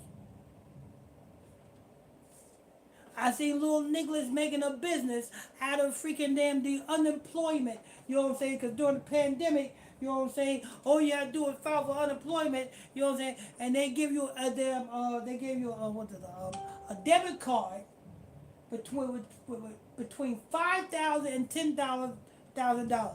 So you had little nigglets going to addicts and getting addicts to file for unemployment, and the addicts get that card, and the dealers is taking the majority of the addicts' money and spoon feeding them crumbs. This is what happened during the pandemic. Hello? Because our people are destroyed, and they want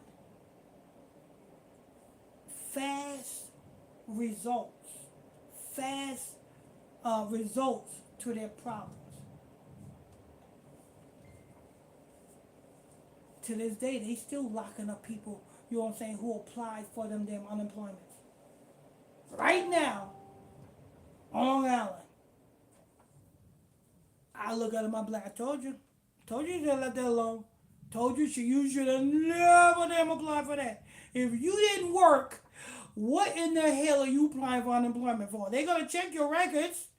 They might not get you now, but once they do their research and find out you ain't worked a day in your life, they be like, hey, and we gave you how much?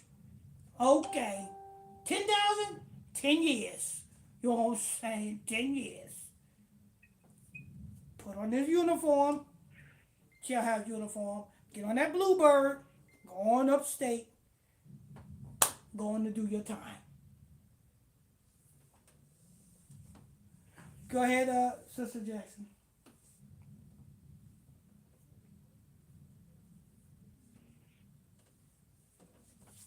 Sister Jackson?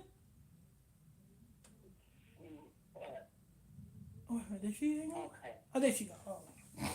No, I'm here. Okay, go ahead. I was reading something. Okay, and it says, and think to change times and laws, and they shall be given unto his hand until a time and the well in the time.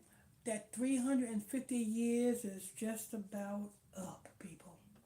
We're on the tail end of that 350 years that we was given into the hands of this damn devil. And that's why he's doing all these things. And now that you know that we at the tail end of that 350 years, what manner of people shall you be? You shall be keeping these laws, statutes, commandments, keeping these holy days, keeping the Sabbath. You know what I'm saying? Using your testimony to change lives. Because you might not think you're changing lives, because you may not think that what you just told somebody, you may not think that that person, you say that person took that in. That person, you know what I'm saying, took that in. Because I know a lot of, when I was in the truth, a lot of brothers would tell me, you know what I'm saying, their testimonies, you know what I'm saying, and I would listen, and to this day I remember a lot of the things that brothers told me years ago, you know what I'm saying, and believe it or not, the advice that they told me years ago, I used that and I did not go their route. A lot of the advice that brothers told me years ago, you know what I'm saying, to avoid getting in trouble, I didn't go that way. Because they told me, don't do this way, don't do that. Guess what? It rung bells. Every time that situation came up, I remember what that person told me. Okay, I'm going this way. So that's why it says, you know what I'm saying, ask your elders before you do anything. You know what I'm saying? You know what I'm saying? You young women, you know what I'm saying, before you know what I'm saying, start messing with that, you know what I'm saying, that nappy head Negro, you know what I'm saying, ask your elder. Excuse me, elder. What do you think about little J. Marquavius over there? He want to holler at me. All your elder have to do is look at him and be like, nah, Unless you want, you know what I'm saying, problems. And I'm not talking about that AZ song. But unless you want problems, go ahead and mess with them. But there you have it. There you have it. All right, Sister Jackson, wonderful job. Thank you, Pastor. Oh, praises be to the Most High God. That's Sister Jackson right there, people. Sister Jackson. What's your final thoughts, Sister Jackson? My final thought is saying the truth, follow the law, and keep the faith, and never deviate. Praise. Praise be to the Most High. Hi, blessing everyone. Happy Sabbath tonight. Oh, praise. That's Sister Jackson right there. Sister Sheila. Yes, Pastor. Great lesson. And people have common sense. And some people learn by people's mistakes, like you say, which is true. You learn not to do. That's when you use your common sense. Don't do what they do better. But everybody have a great night and happy Sabbath. All praise. That's Sister Sheila. Sister Eleanor came in. Going once. Going twice. Going 3 times. And Sister Teresa.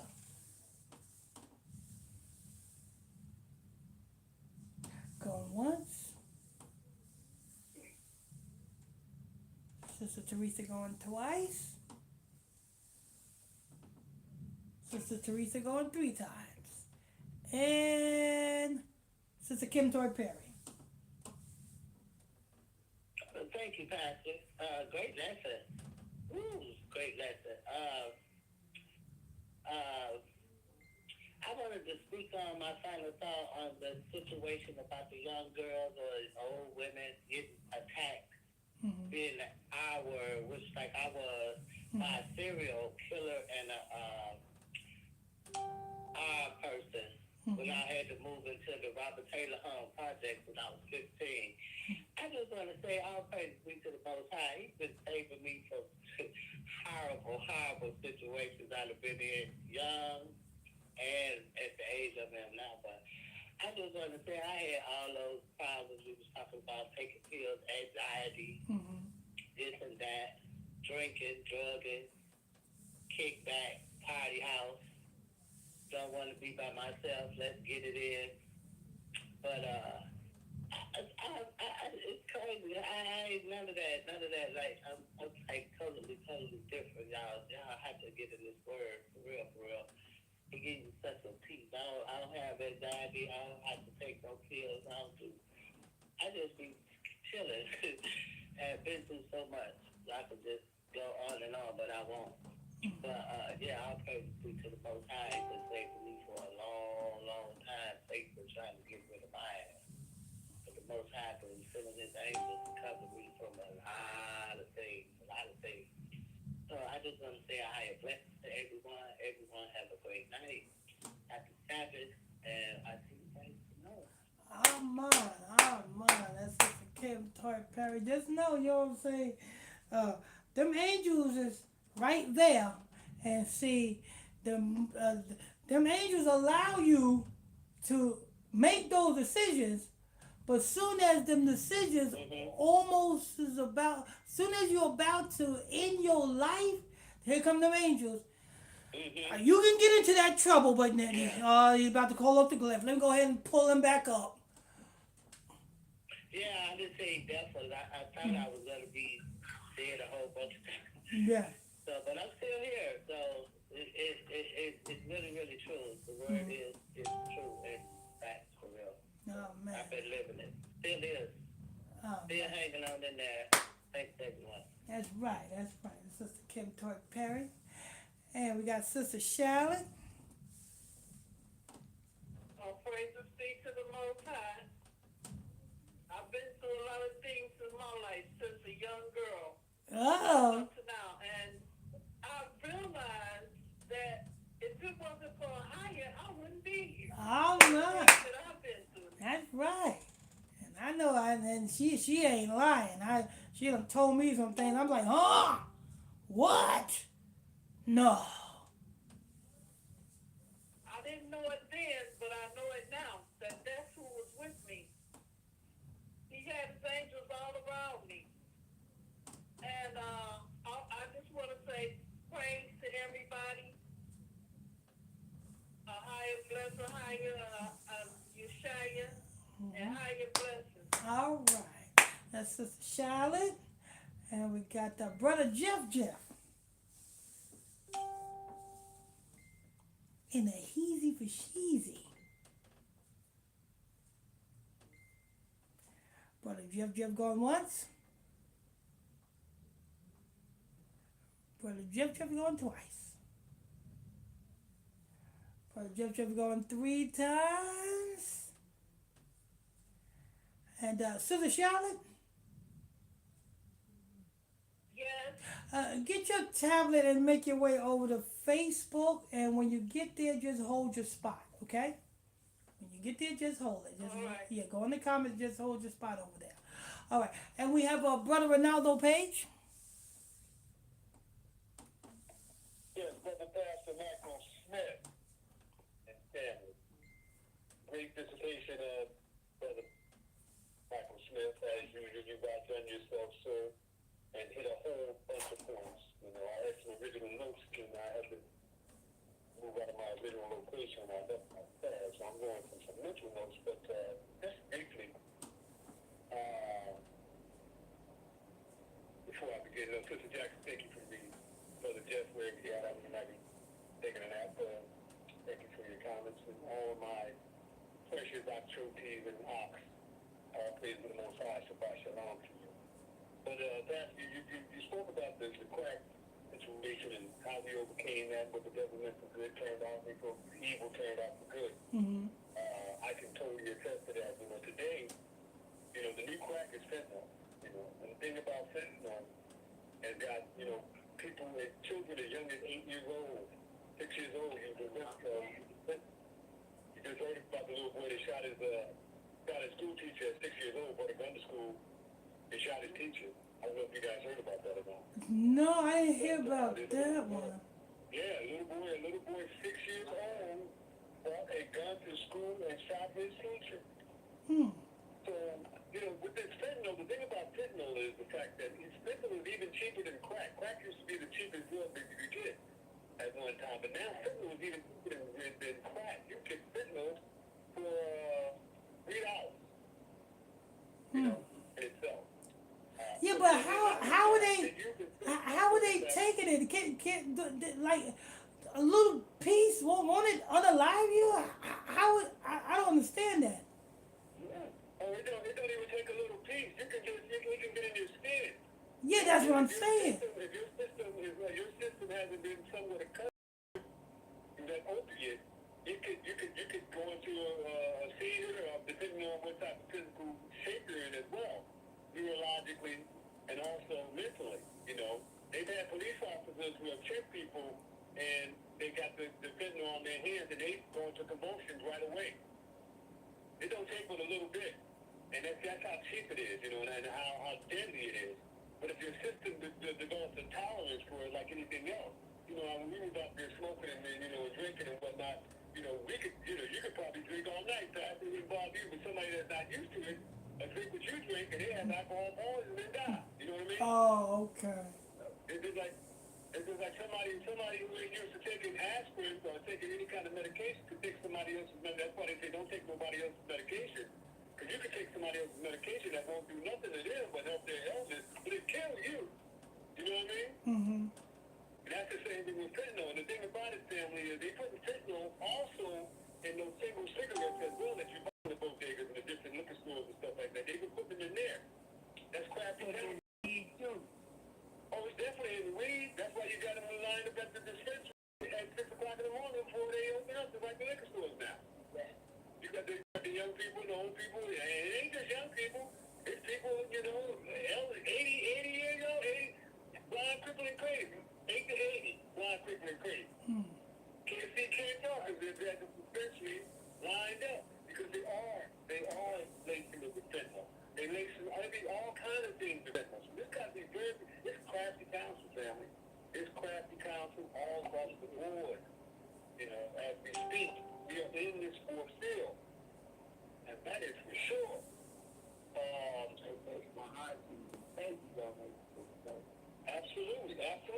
Absolutely. And it's no respect to persons. It used to be a time they ain't, and as you said, Pastor, what they meant for evil, you know, turned out not us, Hebrew Israelites across the board, you know. And they crafty counsel, they figure they get rid of the weak people that they possibly can, you know, even on their side of the board, you know what I mean?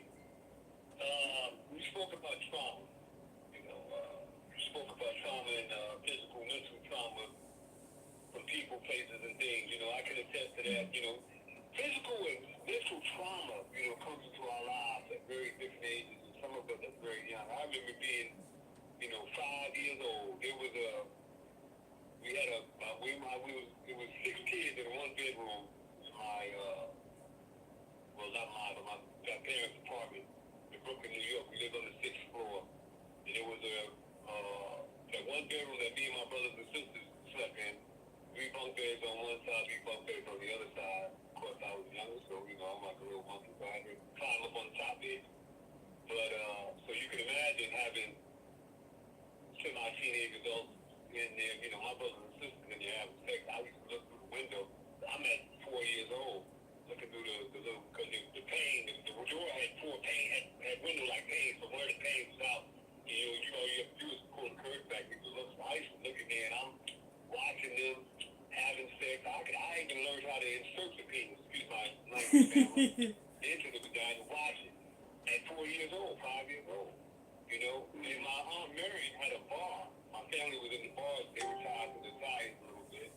My Aunt Mary had a bar. I used to see people have sex on the pool tables in the back of the bar, in the bathroom. And I'm hanging out, you know. I'm hanging out. That's where, psychiatrist told me that's where my addiction began. It didn't begin as an adult or as a young adult. He said, well, tell me what were you doing in those parties that you used to see your parents and you used to be at these different functions? What was going on while you was a little guy? What was you doing? I said, I was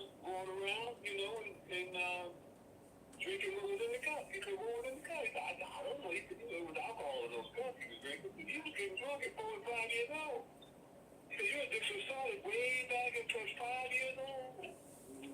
You were addicted way back then. You were draining, that's called draining. You were draining the alcohol out the cup. It tastes like soda, but that's because you got the remnants of it. So your addiction began then, and your sexual addiction began then as well.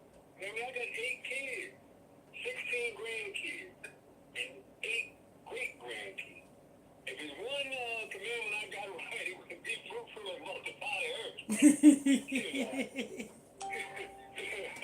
Good enough was bad. But even in the trial, I remember going into 6 years old, I was a little handsome, curly-head cat. My babysitter, blew on my whistle. And I was off and running. I was off and running. Little teenage girl blew on my whistle at 6 years old. And I was off and running, and that, like Pastor said, that trauma never leaves you. Mm-hmm. It never leaves you, in itself. It's the same thing with the trauma of having your father never tell you they love you. Yeah, that stays with you. Let alone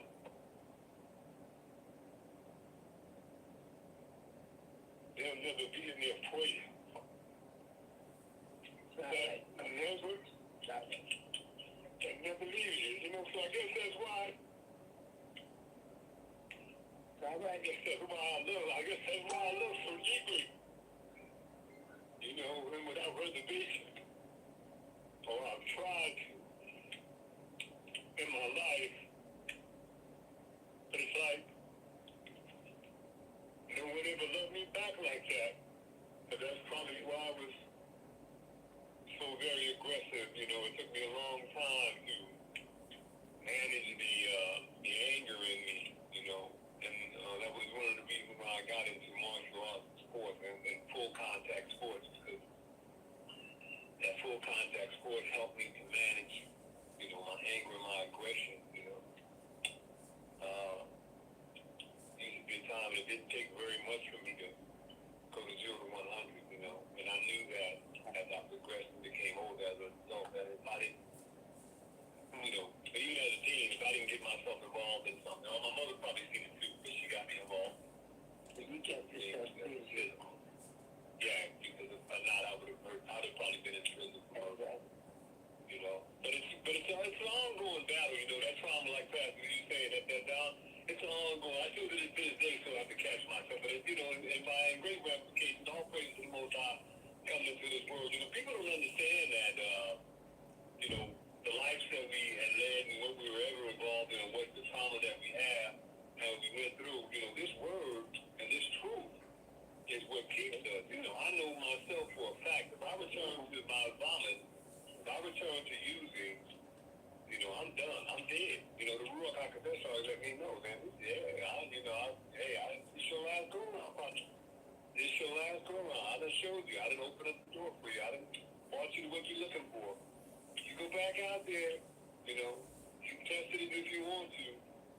It's your last go. We're going to bring you home. So, family, birds of a feather flock together. And here we are. That's why we can truly call each other family, because we can all resonate, and we all can, also understand, because we've all been there.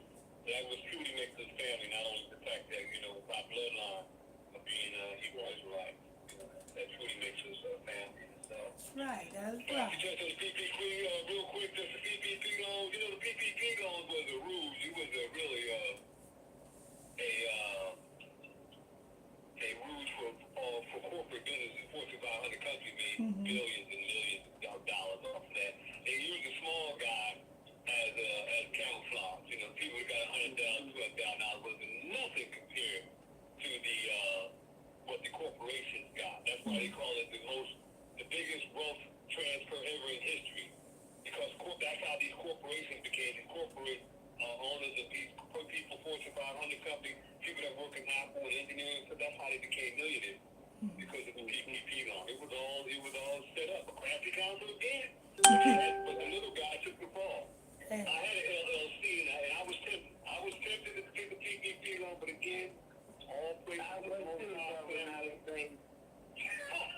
you go, Sister Jackson. All praise to the Most High, the Ruach HaKodesh. Did not let me fill out them papers, man, because I knew I could have got it, because I had my, LLC was established in 2015 or 12, something like that.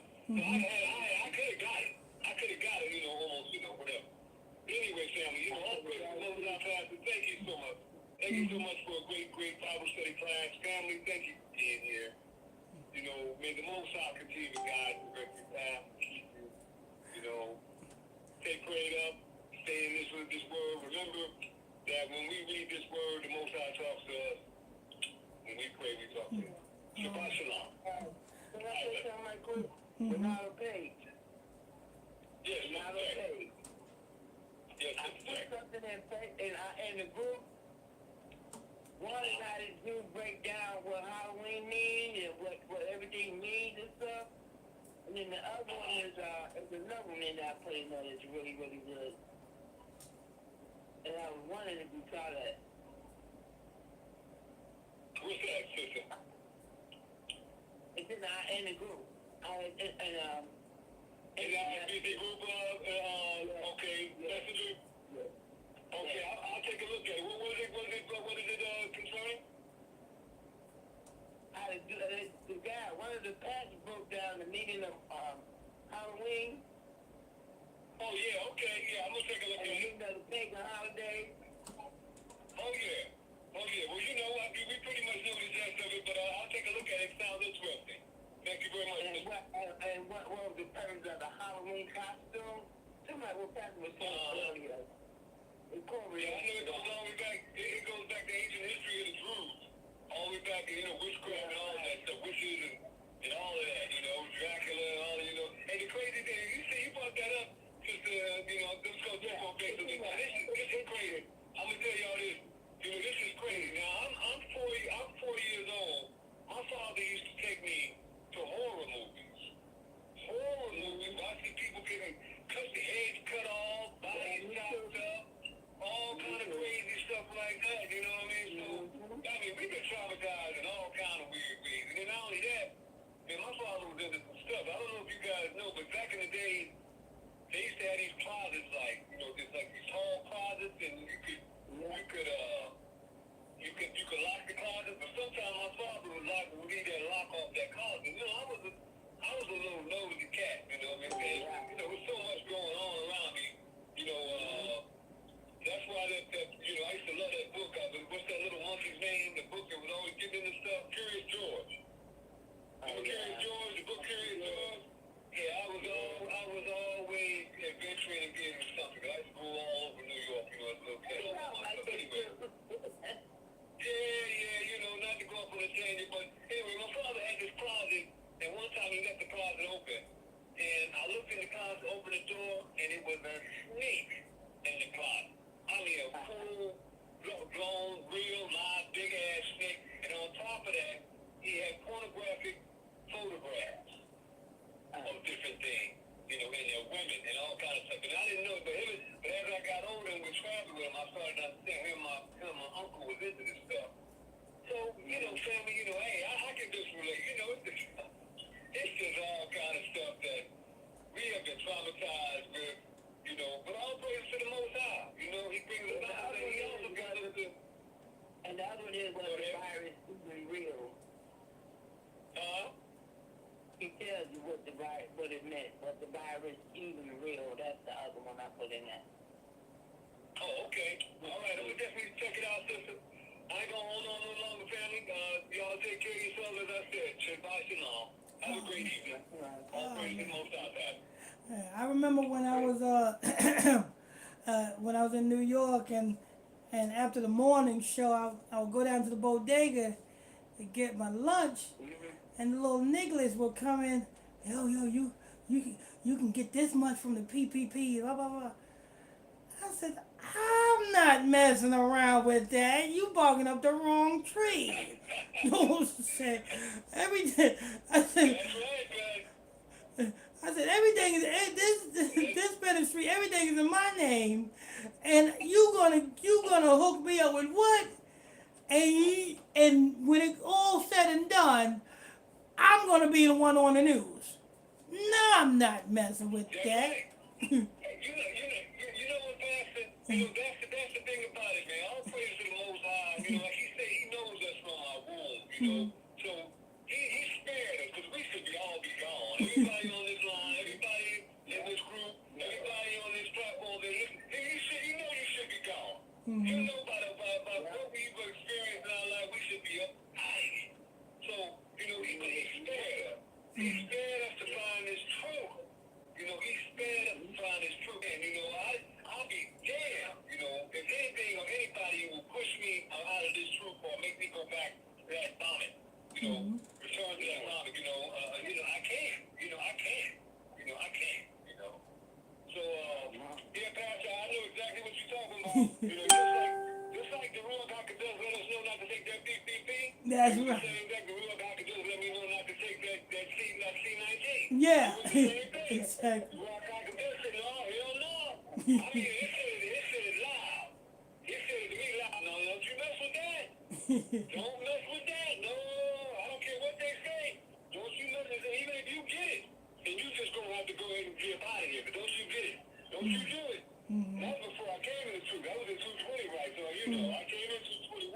So, the Ruach HaKodesh let me know, hey, don't mess with that. No, I don't know what it is, but it ain't right. It ain't right. And usually, the old saying from the old folks is, if everybody doing it, it ain't the right way to go. There you go. And that's a word from our elders. You know what I'm saying? That's why the scripture says, listen to that. That's why the scripture says, ask thy elders, and they will tell you. You know what I'm saying? I'm on that. All right.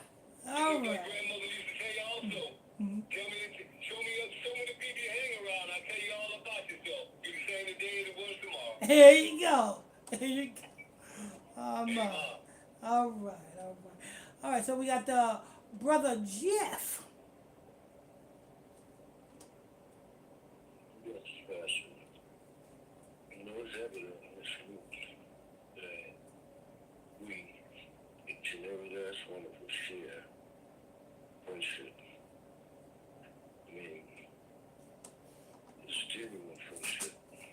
I appreciate it. This is about the wisdom of understanding. And give us wow. Yeah. Well, I would you come back to yes.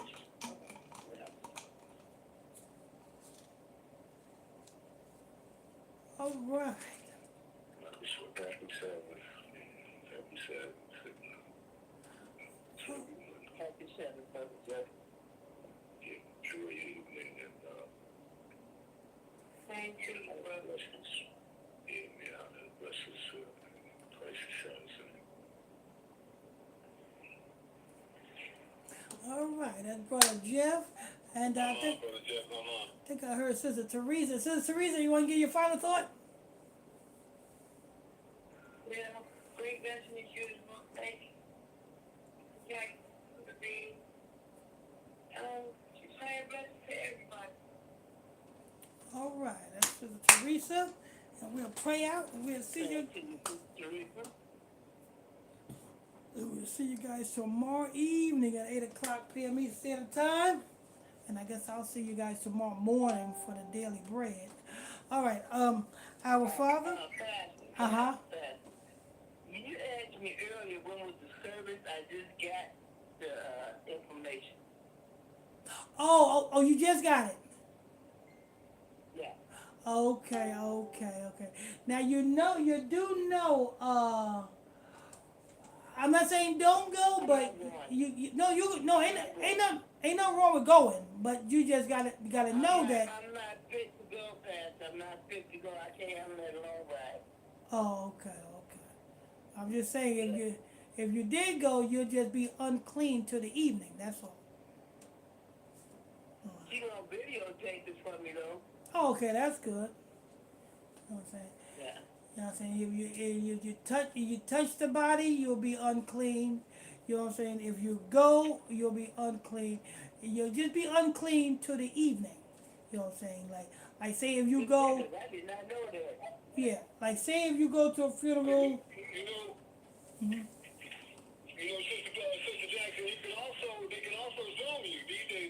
Somebody can Zoom you from their phone. Yeah, you know what? I forget about that. You can.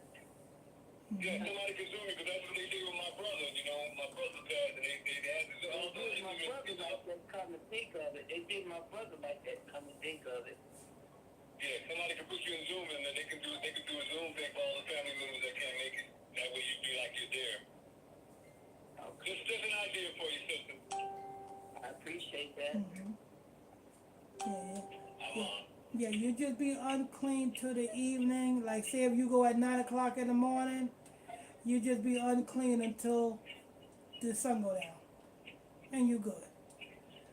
You touch the body, you'll be unclean to the evening. You know what I'm saying? According to the law. But I still want to go kiss my baby brothers about. Mm-hmm. Yeah, ain't nothing wrong with going. Ain't nothing wrong with going. Just, you know what I'm saying? Everybody got to mourn. Everybody got to, All right. All right, let's go ahead and pray out, and we will see you guys tomorrow evening. Our Father, My Father, which art in heaven, which art in heaven, hallowed be thy name. hallowed be thy name. Thy kingdom come, Thy kingdom come. thy will be done Thy will be done on earth on earth as it is in heaven. as it is in heaven. Give us this day Give us this day our daily bread. our daily bread. Forgive us our trespasses Forgive us our trespasses, as we forgive those that trespass against us. as we forgive those who have trespassed against us. Lead us not into temptation, Lead us not into temptation, but deliver us from evil. For thine is the kingdom, the power and the glory, forever and ever. Amen. And we will see you guys tomorrow evening, 8 o'clock p.m. Eastern Time. How you bless you all. Good night. Baraka, Baraka. I bet you that. Good night, good night. All praise to the Most High. Birds of a feather flock together. I know I'm in good company. I found my tribe. All praise to the Most High. That's right. That's right. Blessings. Baraka. All my oxen are filthy. Shalom.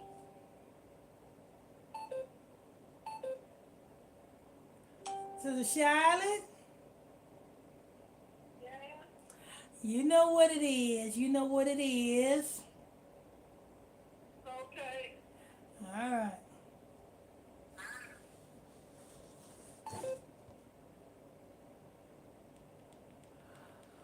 All right, people over there on Facebook. We'll see you guys tomorrow evening at 8 o'clock p.m. Eastern Standard Time. Don't forget, if you need the prayer, the 24-hour prayer line number is 310-36. Oh, shoot. I forgot all about the comment part.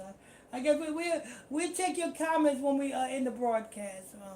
We'll go through your comments. So make sure the 24-hour prayer line number is 310-365-6816. 310-365-6816. Go ahead, close out Facebook. Close out Facebook.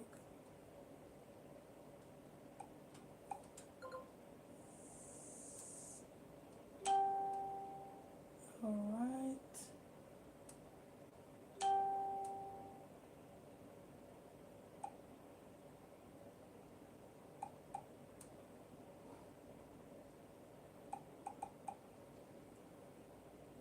All right.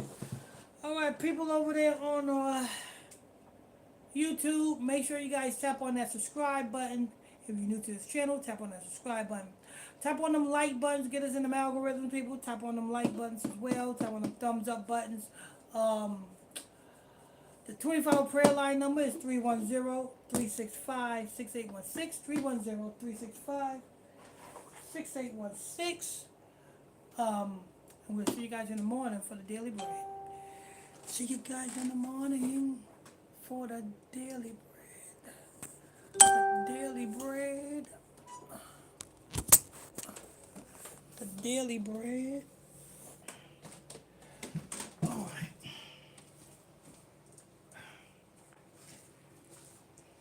See you guys. See you guys.